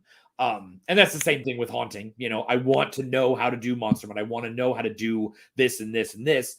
So I'm going to find a reason to then go do it, and it's like, I want to make this prop. Well, I'm going to do that. And so we did that with the show. We're like, we always wanted to do, push ourselves and try to do something cool. And so we have several years of shows that we have ideas for. And one of them is going to be very, very cool if we can pull it off. But that's also why it takes so long to come out. And I know nobody's sitting there going, well, we want it to come out in April or March. One of the things that we've heard is that because we don't bring it out till July or August, it's super fresh in people's minds of why they won, who won, and they can go back and look. And we always tell people, use that as your challenge that, well, mine didn't win. We'll go back and watch the winners' videos because we always put them in a playlist on our YouTube page. And go back and watch the winners and nominees because we put them all in that thing.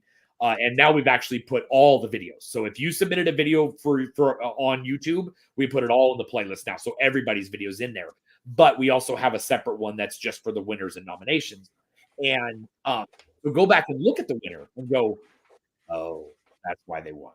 That's it's because of how they filmed this, how they showed this. Sometimes walkthroughs. Some people will never get to that level. Some people will go past that level, and it's great to aspire to that. It's great to challenge yourself to that because that's what you should do. You shouldn't ever be complacent with what you have. You always want to do something a little bit better, something a little cool. And that's what these award shows can do, is that they can be like, oh, I want to learn how to do that, or I can do that. And then with new people winning, it shows that new people could win, with us bringing it out in July or August is really us pushing it. We work a lot at the end of July to get it all done. He's going to be here in July to go to the convention. So we'll film a bunch of parts that we need to do. We'll film it here before we go to the convention, and our presenters are filming their stuff now. And so they get their stuff into us, and it's a big giant group effort. To get it done. And we ask for presenters this year. Usually we ask ourselves. We will go out and find people and individually message them. This year we put out a call and we said, hey, if you want to present an award, tell us why, or just send us a message and we're going to pick people. And this year it is all brand new people, except for we've decided that the best overall, you get to hand the crown to the next best overall winner. So kind of like the pageants, the pageant girl from last year has to give her the crown to the new girl. That's what we're going to do. So Ken and Lilia from On More Manor up in Canada will be presenting the best overall award to the new winner. And so every year, hopefully, as long as the people want to do it, that's what we're going to do for best overall. They will present the next year's awards. But we generally want to have new people do it every year so that everybody kind of gets a chance to be featured on it. And, so it's been fun. Yeah, we have that's my friend Byron Oler in St. Helens, Oregon, home of Halloween Town. He actually hand makes these. He sculpted them, crafted them, and then puts them in a mold and then paints them all, and then has another lady do the plaque. And they are home haunter made for home haunters. And I love what he does with them. So it brings it full circle. You know, we're not buying it. Well, there's that. There's those crazy kids. So I decided that I didn't have enough to do. So me and Jim Erickson decided that we wanted to get home. I don't know why I do all these things. Oh yeah, it was your son. Your son did draw those, and then Byron made them out off of that. Byron didn't create them in that way. He did it off the sketch from his son there. I just love home haunters so much that I was like, we all go out and do things separately. And I didn't like that. I didn't like that I would be like, hey, I'm going to a haunted house. And I would just go to a haunted house. And then somebody would be like, oh, I would have went with you if I would have known. And I was like, well, okay, yeah, we don't do things together. Like, you know, we'll go to each other's home haunts and look at things and stuff like that. But we wouldn't go out to the pro haunts and we wouldn't go see those. And everybody kept saying, oh, I'm super busy. I'm building. I'm super busy. I can't go out. And, it was just, there was always an excuse. And so me and Jim got together and we said, well, what if we get a bus like the conventions do, but we'll do it in October. And Jim was like, well, let's do it. So we literally put it out on Northwest. The first year it was just in the Northwest Haunters Association. It wasn't publicly notified or anything. It was just in that association. And we said, hey, you're a haunter. I'm a haunter. You're my friend. I want to go see haunted houses with you, and let's do it together.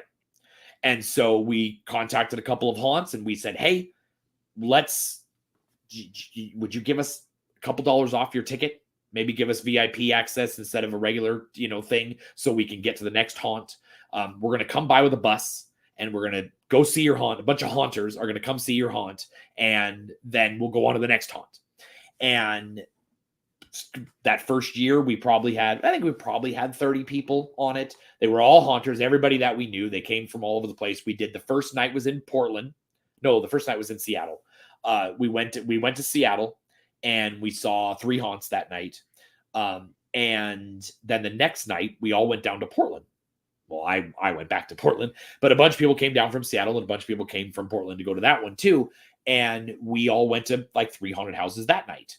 And so we kind of looked, me and Jim talked about it after that. And we said, well, we could probably make this like a thing, like just do it every year and make it a company. And so we decided to just start this thing.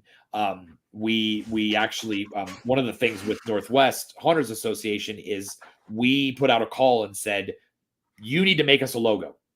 Like, haunters need to submit a logo for your association. And we did the same thing with the Terror Tours. We said, we need a logo. And if yours is chosen, then you get free tickets to go on the tour. Full well thinking it was going to be somebody local. I was like, well, I mean, I can give you tickets. That's a cool incentive to go see haunted houses with us, and you don't have to pay for it. And so we had several people, submit things. Grant McDonald submitted a really cool one that we used for different types of our marketing. And but Alyssa Schiappani from that's the Northwest Haunters logo. That was made by I forget his name now. It's been years since I've talked to him. That's sad. I'm sorry. But he was a North Seattle haunter, and he made that design. And so every time we put it on a new thing, I always sent him a new one, and I sent him whatever it was. So he has about as large of collection of Northwest Haunter stuff as I do. And so we put it on those signs too, and we can go back to that sign in a little bit. But with the tours, we did that. And Alyssa Schiappani I think she's in the East Coast. She just came up with this cool saw blade with a skull in it. It's at Northwest Terror Tours. Super easy, simple design.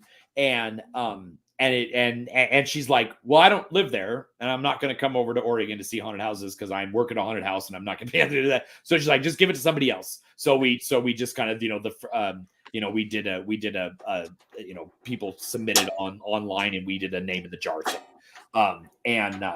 So we have the logo now. We have our plan in place, and the first couple years we literally did it through, it was just I think we did a very basic website. We did it through PayPal, a PayPal button, and just took payments that way, and paid for the bus, and paid, we got a hotel discount.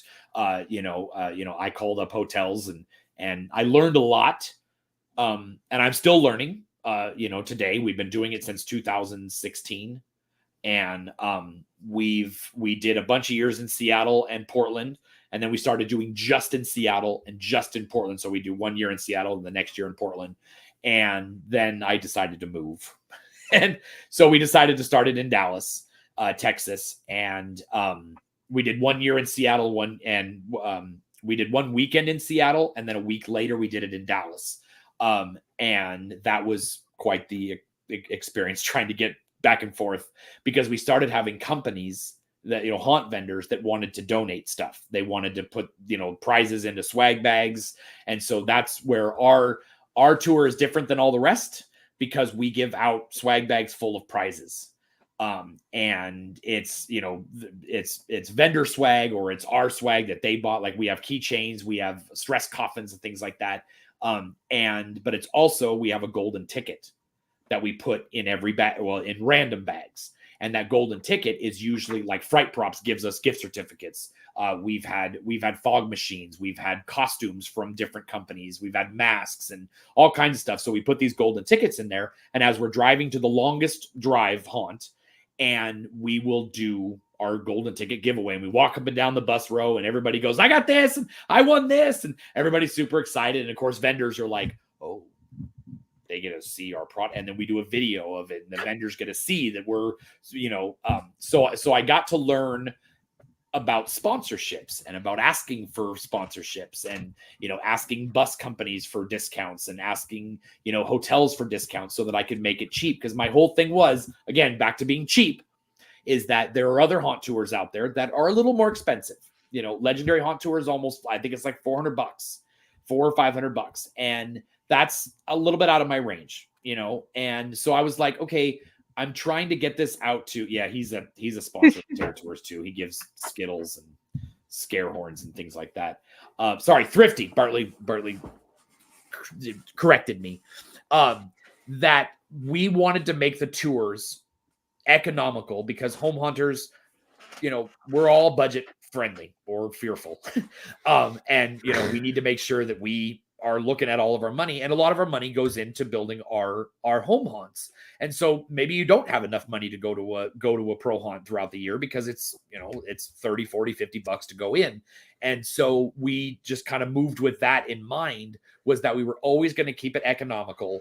And to this day, we've been doing it since 16. So I think we're eight or 9 or 10 years, whatever, 8 years. We have never taken a dime from it. Sure, I've taken a shirt, I've taken a swag from a company or something like that as a thank you. My thank you is that we do get to go through the haunts for free, and be on the bus for free. I've had to pay for my hotel. We've had to pay for flights. So this is not a profit thing. This is not us trying to make money off of haunters or anything like that. We wanted to go to haunted houses with our friends and keep it as economical as we could. And we still, to this day, like, Jim gets mad at me all the time, because he's like, we need to, because we sit there at the beginning of every year and we're like, okay, we got this bus company and they want $1,000. We don't have $1,000 yet, because we didn't make any money last year. We literally paid the haunts, we paid the buses, and that's it, So we're always kind of like waiting for money. But in the end, we have Froggy's Frog is a great sponsor of ours. They're our presenting sponsor. And so they provide a little economic support for us. And we usually have a bus sponsor, and that lowers the price that money that they give us goes right into the bus. Like, they send it to us, we send it to the bus company, because that lowers my price that I charge. because I'll divide up how many people are going to be on the bus, how much the haunts are, and how much the bus costs. And then that's how I get my overall price. And so I'm like, all right, well, we obviously have to pay for me and Jim to go to the haunts or whatever. And so we add that in, and that's where the price comes from. And we've generally kept it, the haunt prices have gone up. And that's our big thing, is that we will call the haunt and we'll say, what do you want to charge us? And what do they get for it? And they're like, you're not going to tell me what I should charge or what I should give you off. And I'm like, no, I don't run your business. Why should I tell you what you need to give us? I go, some have given us really cheap tickets. Some of them have given us $10 off. They've given us different deals or whatever. And I'm like, so I'm not going to tell you what to do. That's not my place. I'm telling you what I'm going to provide you, a little bit of marketing, a little bit of this, a little bit of that. You tell me what that's worth to you. And so most haunts will give us like $20 off, or they'll give us our group rate, but then they give us VIP access because they know we have to get to the next haunt. And so, the VIP thing doesn't cost them $1. It doesn't cost them anything to do that. But they make a little bit of money, and we also come in the beginning of the season. We don't go in the middle. We don't go in the end. We go in the beginning, because especially with the Northwest, there were a lot of haunts that wouldn't get hardly anybody that first weekend in October, because people still aren't thinking haunted houses that first week of October. The commercials have to start. The Great Pumpkin has to come out with Charlie Brown before people really start thinking, oh, Halloween, I gotta, Spirit has to open for them to go haunted houses, And so we thought, well, let's bring a bus to them in the beginning of the year instead of in the middle and be in the way. To me, you bring a busload of people that you're trying to, be a little more special to, you're bringing that in on like the 20th of October. That to me is rude, so we bring it in the beginning of the year. So like I've told haunts, I say, you can lie. You can say, this bus just randomly showed up with all these people and they wanted to see our haunted house. I go, I don't care what you use us for. If it helps you on marketing and stuff like that, take a picture of our bus, take a picture of us in there, whatever. Be like, this is so cool. This many people wanted to come to our haunt in the beginning of October. And so everybody has just really liked that aspect of it. We have a lot of great friends in the haunt industry now. A lot of the owners love us, and they love that we do what we say. When we say, hey, we're going to do this, and this for you, especially with our sponsors too, we say, this is what you get for it. This is how many times we're going to post for you. And we stick to that. And that's something that I learned really, really early on, is that you can ruin a relationship with a haunt or a sponsor if you don't follow through with your end of the bargain. And I don't even care if they don't generally they follow through with theirs because they're giving us product or whatever. But we've really prided ourselves on that we keep our word. And we have so many return sponsors because of that, because we just respect them, and they respect us, and it all works out. I have a question for you. Mm-hmm. So when are you coming to Ohio, man? Because we start in early to mid September. We don't wait for October in Ohio. We start earlier than everybody else, and a lot of us, our haunt included, are one of the few that actually go into November. Uh-huh. There's actually not many that do, but I miss out on everything because we start early and we end early, so I don't get to. Oh, right. I'm just there. But when are you coming out here, man? Well, we will never do November, because that's when Legendary Haunt Tour is, and I'm really friends with the owners of Legendary and Transworld and stuff like that. And to me, that's disrespectful to definitely over theirs. We actually even had an agreement with the East Coast Haunters Convention this year. They're a sponsor of the tours, and I'm a sponsor of theirs. And we talked about it because I said some of the haunts that are going to be on my Philadelphia tour, because we have expanded to Philadelphia and Pennsylvania, some of those are probably going to be on your pre-convention tour.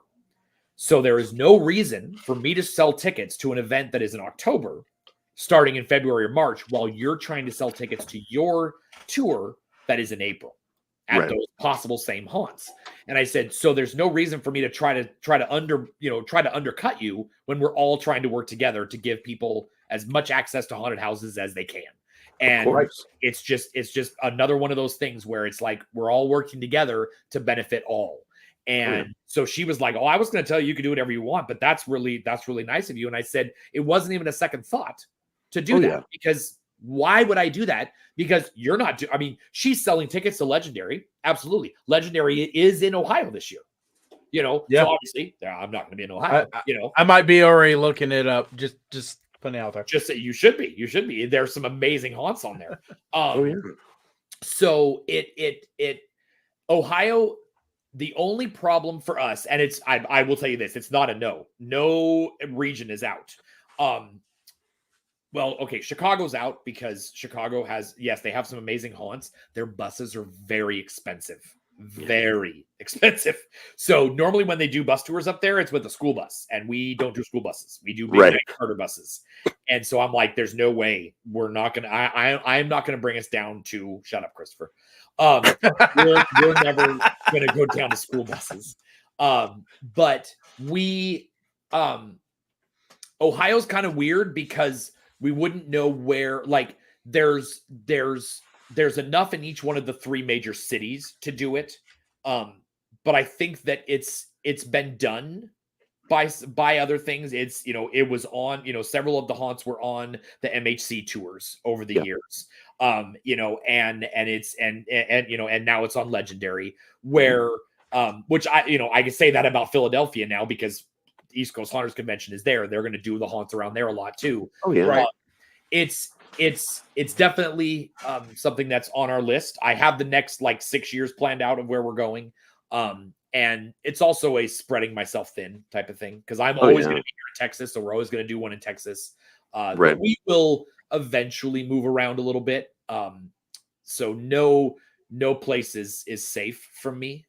Well, if you ever get out here and you need someone to do some groundwork, man, I got you. That is one of the coolest things that I've found is that I because I've only been to Carnage and Haunted Hoochie out there. I have not been to any other Ohio. Yeah, and that's the weird thing about it. Columbus only has 2 or 3. Right. The most haunts are not in the big cities in Ohio.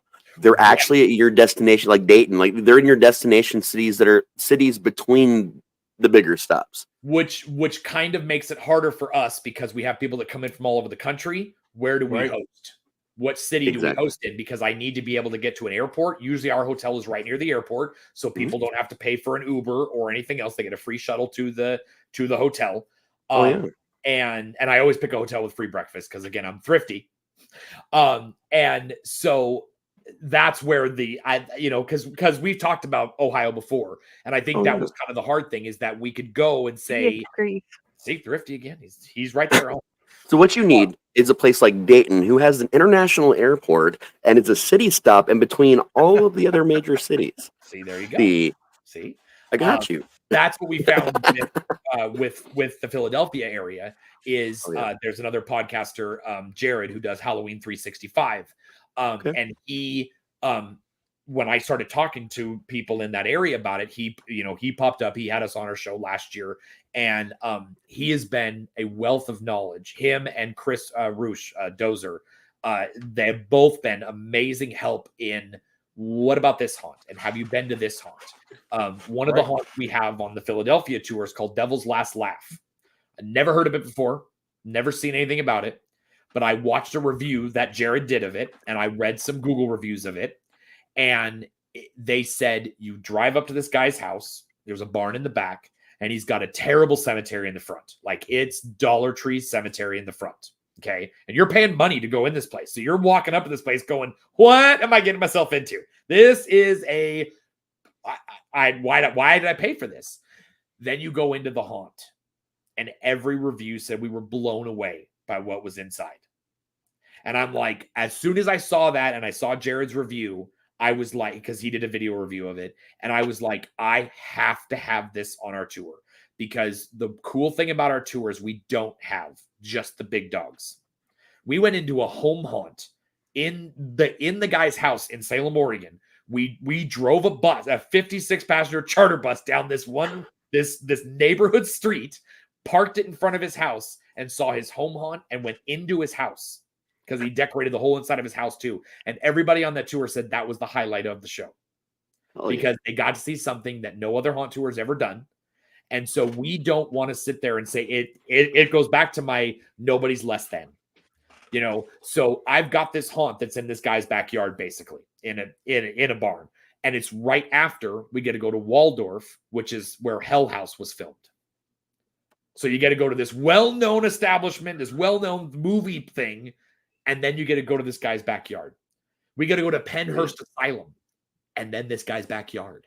And it's like, so we always try to look at what haunts are on our tour that make it so you see all different types of haunts. And I love it because I am marking off haunts off my bucket list like you wouldn't believe. And it's like, and a lot of times, this is the first time I've seen those haunts as well. Like when I go to Pennsylvania, for our tours there, I went through Pennhurst, but all the rest of the haunts on our tour, I didn't go through. So I will get to see them for the first time right with everybody else. You should check out a place in Ohio. It's right next to it. It's called Huber Heights, Ohio. They actually have the Home Haunters Association as well. That's just for the city. They have interactive maps of like online, like with directions of all the different haunts that you can go to. Like they have the awards set up. Their actual one of their top haunters is who we actually got to do all our like effects and like a lot of stuff in our haunt, man. I'm telling you, like, I know you say the difference between home and pro. Man, to me, growing up doing this for 30 years, I don't see a distinction between, honestly, pro and home because I've seen both sides mix in with each other so thoroughly. It's like, it took me a minute when we were talking, like, because you were doing the distinction. I know a lot of people do, but in my brain, it was just like, man, we all were. Oh yeah. When I say pro, I absolutely don't mean that you're professional. Because I've been to some pro haunts that are garbage, and I've been to some home haunts that blow pro haunts away. So it's just an easier way to say for profit. So you're right. Yeah, if I say a pro haunt, I mean it's for profit. You are paying to go in. Versus, even if a home haunt has a donation thing, or they have, they want cash donations or they want food, that's still not a pro haunt for me. Gotcha. We do Mike Ross, who you had on a couple of weeks ago. His is considered a pro haunt, even though it's at his home. And he's asked at that before for like the awards. He's like, well, can we enter? And I'm like, no, because you are a professional haunt. You pay, you buy things, would you have it if you weren't getting paid to put it on? And he goes, no, probably not. And I said, that's where the distinction comes in, is that even if it's a forced donation, which is, I love how some home haunts like to do that. It's like, well, you have to pay us a $5 donation to get in. That you can't say that in one sentence. That's not the same thing. A donation is an option. But if you pay, you are a pro haunt. But yeah, no, I have absolutely seen, and I've been told that of my walkthroughs. Oh, you're way better than that pro haunt down the street down there. Which is, it's a cool thing. And there's tons of home haunters that have heard that. And I think the biggest thing with it, and it goes with going into that guy's home haunt with the bus, is that people know what to expect in a haunted house. They know what they're going to get. They know they're going to get a drop panel. They know they're going to get a chainsaw. They know they're going to get a butcher shop. They know they're going to get clowns. They kind of know what to expect. You go to somebody's house, you have no idea that they have these pneumatic cylinders doing things. You've got cool lighting effects and projections, and you've got things, walls that are moving. I went to a home haunt in Oregon that was in their 2-car garage, and as you walked through the maze in their garage, they moved walls so that you went back over where you just were, but it was a totally different thing because they moved the wall over while you were in there. I was like, that is the most nuttiest thing. They had an elevator in there, all kinds of stuff. And I'm like, in a little 2-car garage. And I saw a whole haunt built that way. It was a small, empty warehouse, and the entire haunt was only 10 actors with a series of movable haunts. And you would pay $15 to go through this place. And never once did you see physically the walls move because they'd distract you and then rebuild it behind you. And you turn around and it's a different path. And like, when did that even happen? Because they'd bring the fabric down, so you were stuck at a dead end, and then a whole other haunt was just built before your eyes. It's like, what the hell is going on? Right? That is so cool. We are a damn creative bunch, aren't we? Right. That's for sure. Friday, did you have something? I just wanted to find out. You said that you have made multiple cemeteries and walk through others. Did you have a favorite cemetery walkthrough experience at a home haunt? Let's see. And you can include yours. No, because mine is for everybody else. Yes, I like the way you just said that. Yes, I make it for me, but let's be honest. I love having people go through, and I build it so that my neighbors can experience it, so that city, the kids can come by. I'm always nitpicking myself, but I've been to so many home haunts.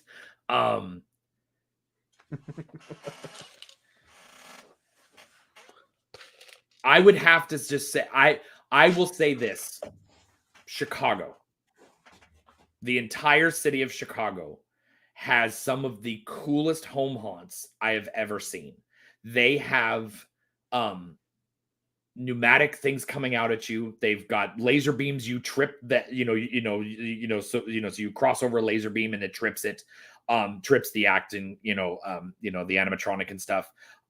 There are some amazing home haunts over there that, Jim Slanker runs Canyon Street Cemetery, one of the coolest ones out there. I've been to Haunt 31. I've been to when I went to Chicago a couple years ago with my friend Tristan, we literally went to 40 home haunts in 3 nights. And on top of it, we went to pro haunts too, because of, like you were saying about the Ohio haunters with their map. The Chicago haunters have that. Northwest has it. Texas is getting one. And SoCal has one down there in California. And we were able to use that map to literally go from block to block to block. And like in Chicago, you can absolutely see like 30 or 40 home haunts in a weekend and not feel tired. And literally you're going around different neighborhoods and there's 10 of them in there. And I got to go last year. I got to go to the haunt. Do you remember the one that did what's the girl from Stranger Things that was floating? What's her name? Max. Yes, Max. Yeah, yep. He's up there and she's floating, and they did that viral TikTok video of her floating, and nobody could figure out how she was doing it and stuff. My friend Kevin drove me over there, and I totally forgot they lived in Chicago. I didn't even actually realize it. He drives me up to it. And he's like, "There you go, Troy." And I step out, and she's up there on the wire, and I'm like, "Oh my God, I'm actually here. Like, this is so cool." And I was like, I was just geeking out at this thing, that it's so much cooler in person. And they weren't home, unfortunately, because I would have been like, you're never gonna get rid of me. If they were home, it was better that they were not home.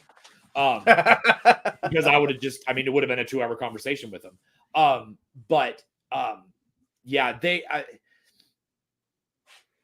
I will do like I do with pro haunts. I will absolutely find something I love in every single home haunt I go to. But with cemeteries specifically,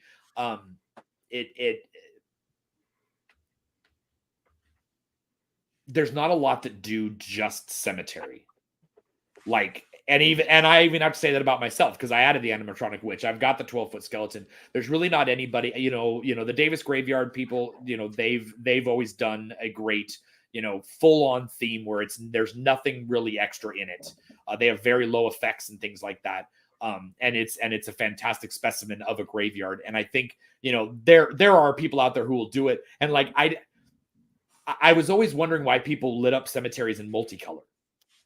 Like I was always like, and I like it. And, I don't think it's terrible. I've just always done the warm, soft, the warm white light, just this, almost like the moonlight's coming down or the street light is on it a little bit. Because if you go in a cemetery, there's no lights in the cemetery, especially at night. I like that better. Yeah. Sometimes they'll have pathway lights, they'll have the, the street lights that are going through the path in there. But generally you're not supposed to be in a graveyard at night unless you're weird like us. And we have a couple around here that are actually open for nighttime, where you're actually allowed to go in at night as long as you're respectful. And they'll have a little bit of a patrol, but they've got cameras and stuff. Yeah. Probably the only ones you can't do that is New Orleans. New Orleans, they lock them up tight. There was one we went into that was across the river in New Orleans that we actually walked into, and the people that were with us, they were like, we need to do this quickly, because they will come around. And, you know, we were being respectful, of course. We would have never been, accused of breaking anything or anything like that. They were like, it doesn't matter. They don't, because they have so many tourists do that and they are disrespectful, that they just can't take the chance. And I get that. Right. Yeah, I mean, that's a really, that's probably the hardest question I've ever been asked is what's my favorite, cemetery type thing. But I would definitely have to say Chicago as a whole. If you ever want to take a haunt vacation, to go to Chicago, like the third weekend of October, and you can literally see every type of home haunt you've ever wanted. I have gone up to Canada. I've gone up to Vancouver, and I've gone up to Edmonton. Edmonton has some amazing home haunts. Rutherford Manor's up there. I got to act in their haunt. That was a bucket list right there. They are fantastic people. I got to stay the weekend with them. I mean, that's that's probably the other part of this, is that there's not a couch in America that is not open to haunters. Mine included. Very true. The fact that people have opened up their homes to me, knowing my history on Facebook, that they accept me as one of their own, and that, I mean, like, I was part of the family. We went and did things together. We had dinner together. It was like I had been there for a long time. Everybody came by. It was like, it's on. Yes, my couch is very comfortable. He has slept on it many times. But I've went to Bill and Melissa Borner's house in Illinois. They run Mind Trap Haunted House. I've done the spare room thing. Ken and Lilia from On More Manor put me up in their guest room, and in the morning they put this giant Jason animatronic right in front of the door, and they put all the lights out and everything like that. So I walked out in the morning, damn Jason in front of me. So it's I mean, that's just another personification of the community, is that we all will do anything for each other. If you're in town, like, I get pissed when people come to like Dallas or Portland and they didn't tell me they were here. Well, I was just here for really quick, or it was business or something like that. I was like, I will come to you. I will come to that. I've picked up people at the airport and taken them around real fast Portland or something like that and driving back to their hotel. I've just met them at a restaurant, and then they went off and did their thing and went home, type of thing. Yep. And it's just the coolest thing that, I mean, I know, probably minus like Montana and like Wyoming and the Dakotas, I pretty much know a haunter in every state or every city that I can stay in. And it's just so cool to know that wherever you go, there's Halloween and there's a haunter for you. Yeah. A lot of us joked about making an app called Haunt Couch, where if you're a travel haunter, you want to go around there, find out what haunters have open couches on those gates. And we've always thought that would be absolutely hilarious. I'm the same way. I know, a lot of haunters in other states, other countries, and it's this family that we all get to have. We don't. Most of us will never even meet in person, but that doesn't stop how much we love each other, how much we respect each other. You need me to mail you a prop? Okay, man. Let's get this going. Like, the more haunts that are involved in this community, and I've said this a million times, this mentality was huge in the 80s going into about the mid 90s, before a lot of haunts just went, okay, I'm in it for myself now. And it's really been like these last, I'd say about maybe a couple years before COVID, where that started changing. And then COVID kind of created this facilitation where we were so isolated, we finally remembered what community was again. Right. And it's been like coming back in the way it was when I was growing up in haunts. To see that come around full circle now, from when I was little to now, like seeing it back I'm like the Grinch, man. I'm not an emotional guy, but my heart grows 3 sizes larger every time I see another haunt going, hey, yeah, we're family. Yeah. It's just, it's so cool to like go to these conventions and stuff like that, to see all the people, because really that's probably the best place you're going to see people that you've never talked to before, is at these conventions. And it's why I tell people, see, there you go. Haunted bed and breakfast is perfect. I like Haunt Couch better though. I like Haunt Couch better. I've still not gotten to go to any of the conventions ever. And it's like literally probably the last thing on my haunter bucket list is to finally just go to one. They are, just to go, like, this will probably make you want to go right here, is that we were at East Coast, brand new convention in Philadelphia, and these guys from New York called Dark Hollow Productions. Please look at their YouTube page. They are some of the coolest guys out there. Very technical, very theatrical, very immersive, but also the funniest guys you'll ever meet. And they literally messaged me and said, you need to come to room 405. The Jaws ride is ready. And I'm like, the Jaws ride? They tried to do it at Transworld and they forgot to tell me what time it was starting. And so I had a beef with them for a while, and it was a joking thing that, like, you know, damn it, Aaron, because he didn't tell me what time it was ready, and they had the show and I didn't get to see it. And I left Transworld without seeing Jaws. We walk into this hotel room and we're literally on their beds, boat number 5, boat number 6, Amity boat number 5 and 6 from Jaws, the ride at Universal. And they reenacted the entire ride with a guy in a shark onesie who came out of the bathroom. Water effects was a spray bottle that the guy would walk across the beds and spray us. There was fire effects. There was a lighter that came across us. They had a gun that shot a sock at the shark. The high voltage lines was a piece of paper that was stuck on the wall. And they literally reenacted. They had shirts made up and a captain's hat and everything. And they reenacted the entire Jaws ride. So we're all sitting there, and Scott Tater Lynn from Froggies goes, should I call Ben Armstrong? Now, Ben Armstrong is the owner of Netherworld, one of the best haunted houses in the country. And this Aaron goes, the Ben Armstrong? And he's like, yeah, he's just a couple rooms down the hall there. And they go, all right. So Ben Armstrong is sitting on a bed in a hotel room at a convention watching Jaws the ride. Okay. And he walks out of that thing and he goes, what the fuck did I just see? That was the craziest thing I've ever seen in my life. Like, so then fast forward to, we all went to Otherworld in Philadelphia. And it's this really weird artsy installation thing. We have one here too. Yeah. Yeah. So I get a phone call from Tater and he goes, bring the Jaws people to me now. And I'm like, where are you? And he's like, I'm in the owner's office, Chris Safford from 13th floor. And he goes, bring them here now. And I'm like, I got to go into Otherworld and find these guys. So I found him, luckily enough, brought him back in. There's another guy in there, Alex Argan, who knows the Jaws ride by heart as well. So all three of them are now doing the Jaws ride for Ben Armstrong and the bunch of other people in this office room. And I told people, I said, here's the thing. Like, people kept asking. I sent 2 other groups up to that hotel room that night too. And I said, do you want to be the person that sees on Monday morning or Tuesday when I say, God, that freaking Jaws the ride was so awesome? And you go, what do you mean? Where was Jaws the ride? What you mean I missed it? Do you want to be the person who didn't get to see Jaws the ride? No, I don't. Right? Let me just tell you, first of all, I'm a Double Dare kid. And if you guys at home don't know what that means, the biggest prize you can win on Double Dare was going to Universal Studios. And it was always the clips from the Jaws ride in King Kong. Always.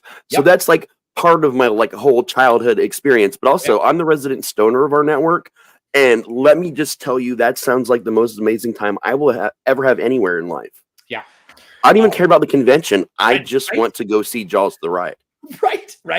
These guys nailed it. I mean, it was word for word. They had the headset. They had the other guy over there doing light effects with the lamp in the room, and he was like, cover the base. No, he's fine. It's come on back to base. I mean, just they turn out the lights when you go into the into the boat dock thing and stuff like that. It was crazy, and it's like those are the things that happen at conventions that solidify friendships forever, because now all of us in that room had that experience. We all got to share that, and there are so many things that happen at conventions that's nowhere near the trade show floor. Sure, there's plenty of stuff that's sold there, plenty of things that are thought up of. There's ideas. Partnerships have formed on it. Businesses have formed on those floors. Absolutely. Transworld, the majority of the industry has been formed because of after hours events at Transworld. Oh, yeah, man. Bar, drinking and having a good time, and partnerships have been made. Huge businesses have been created because of that.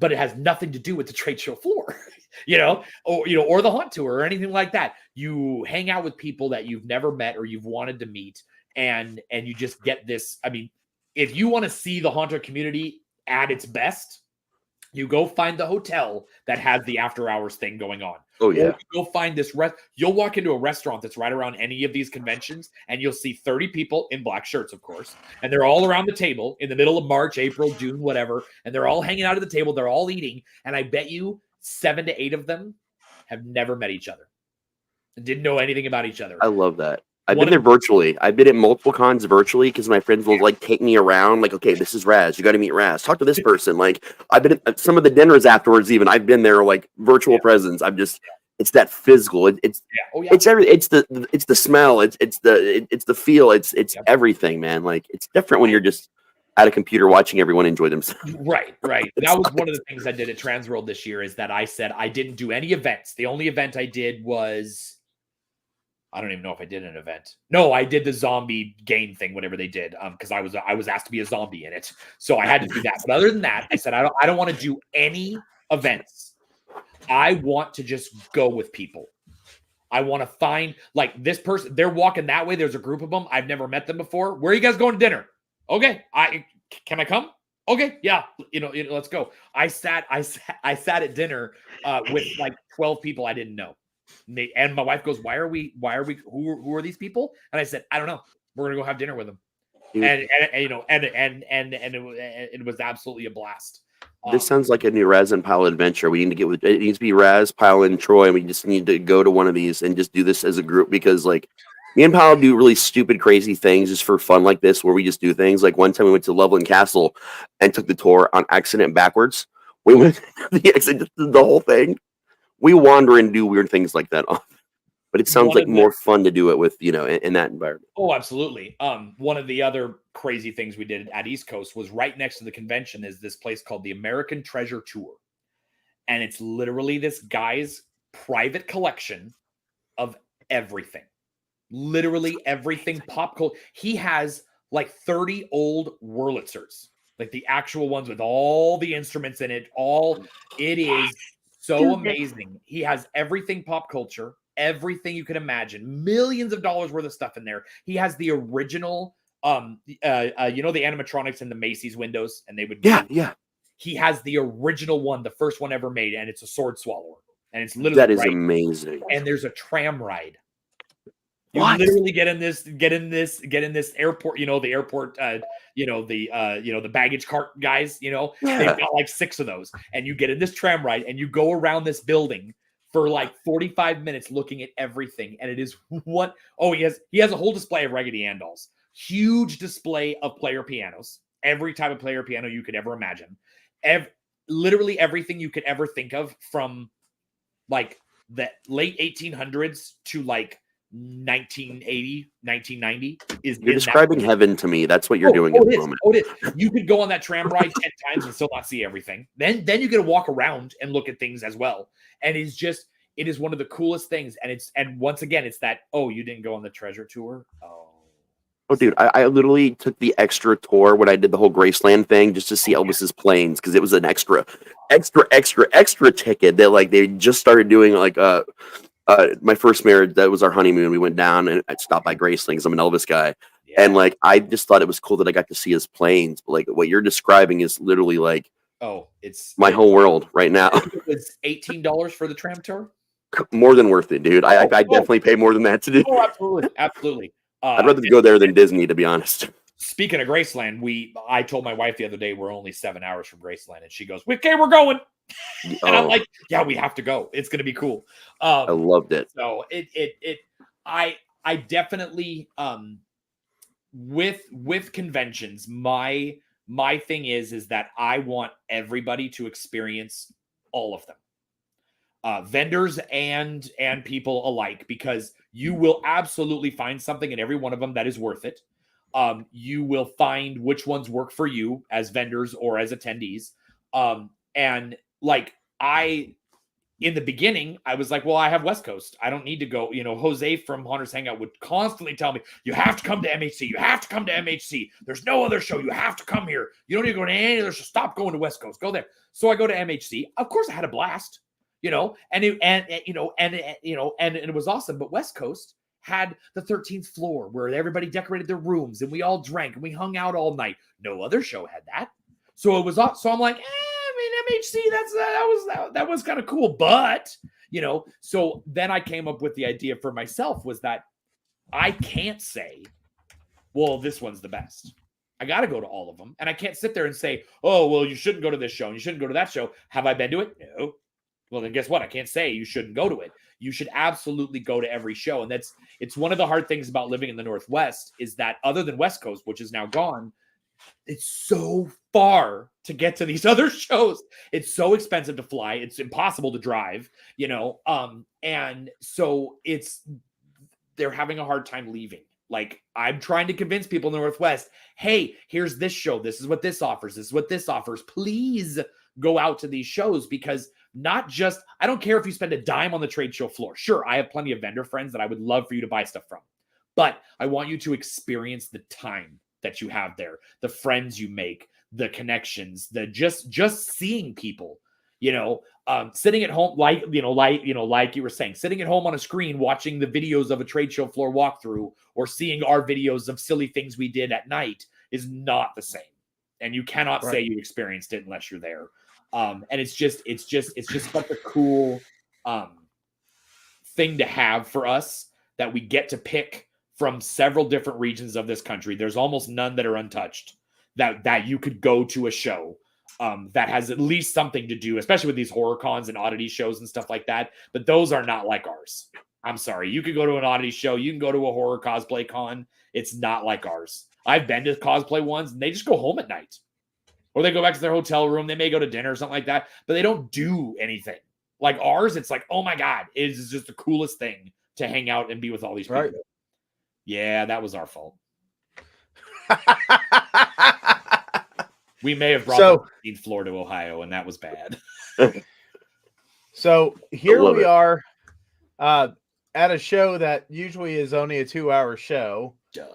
You broke every record that we've had, Troy, and I knew this was going to be a warning on this. Did he mention Jaws on the tram ride? I'm sorry. I was part of that distraction there. Well, I cannot.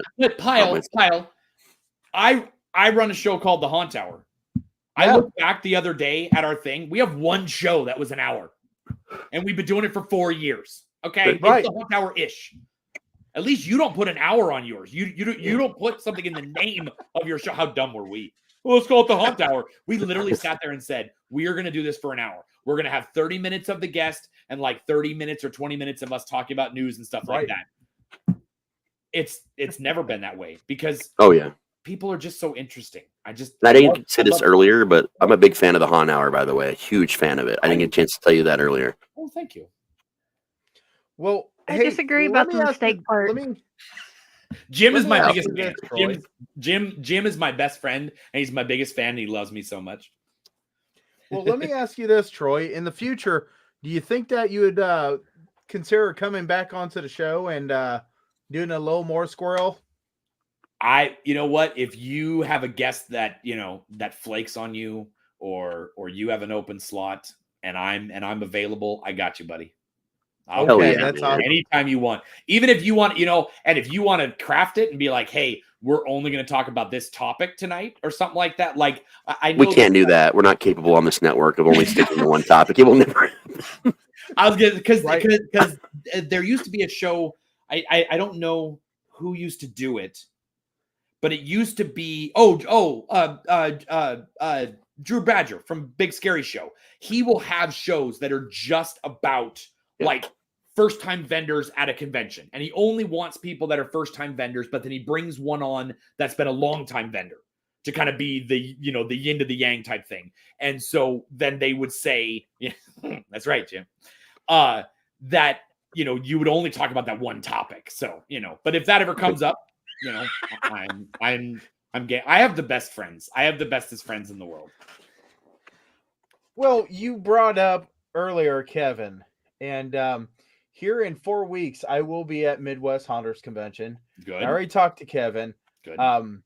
Me and him are going to go, and we're going to do a show together. Good. For Chainer's Haunted Secrets. Nice. And I told him, I said, there's not just one piece about you. There's many different pieces. I know this. Yes. And the greatest thing is I'm going to be in the same location as you. So please, let's get together and let's do this. And he said, absolutely. So as long as he doesn't forget it or he doesn't get bit by a zombie on his zombie walk, right? We're going to go ahead and we're going to have him on in 4 weeks. In 2 weeks, we're going to have Vic, which is the owner of Blood Prison. Oh, yeah, and he also has his own podcast, just like you guys. They are very Blood Prison is definitely on my list. I missed being able to go to the Ohio convention that was up there for the 2 years. I think it went 2 years. It was one we were going to go to. COVID destroyed. That's right. That's right. It was going to be called Reincarnation. Oh, there you go. Yeah. Because I do need to make it up to Blood Prison, and that's the cool thing is I've got probably, between you and Max and Tater and Ryan, I've got 4 or 5 people up there that I could be like, I'm coming up to Ohio. I want to go see Blood Prison, or I want to go see Dent. Max has always said, hey, if you want to see Dent, just let me know. And you can, Tater said the same thing. I can stay at Tater's house. We can drive down there and see Dent, and we can go, so it's Blood Prison's definitely on my list. That'll be a good show. That's a really cool story about that place too. Absolutely. I love when they put stuff in a place like that. I want you to officially add Hell's Dungeon and Dayton to your list, and I'm on a haunt couch, so. Oh! You're the banner on there, right? You're the creepy basement couch. Yeah. My basement comes with a cot. It's not a couch. Yeah. Well, but whatever. I do absolutely want to thank you for sharing a fraction of your life. There's more. Oh, you know what? Between you and Mike Ross. Yep. There it is on couch. There it is. And we didn't even talk about Mr. Unicorn or Wilbur or no. Or the fact that you owe him one of those little squish buses, because Pyle talked about that like on several shows before, like in the last week. The stress coffin. Mm-hmm. Yeah, that's what it was. Yeah, the stress coffin. I got you, buddy. That's what you said last year. That was our last mystery that needed to be solved during this conversation. Was where his squish toy was. Do you know how many? Dude, look.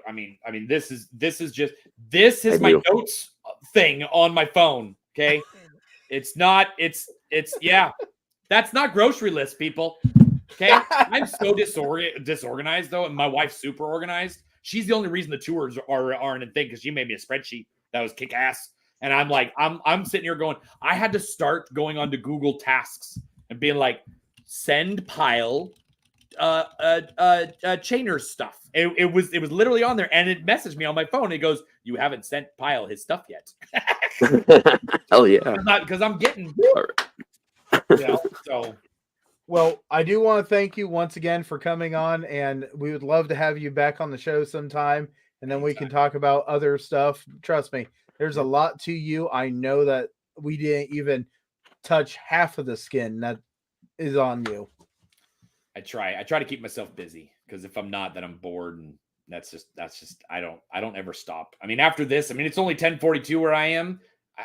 I'm probably going to end up doing something. I've got stuff to do for the tours. I got stuff to do for my haunt. I got, I never stop. I'll be up till 6 easy after this, 6 in, still working on videos and shit in the haunt. 6 o'clock, I got to wake up and fire up a locomotive. There you go.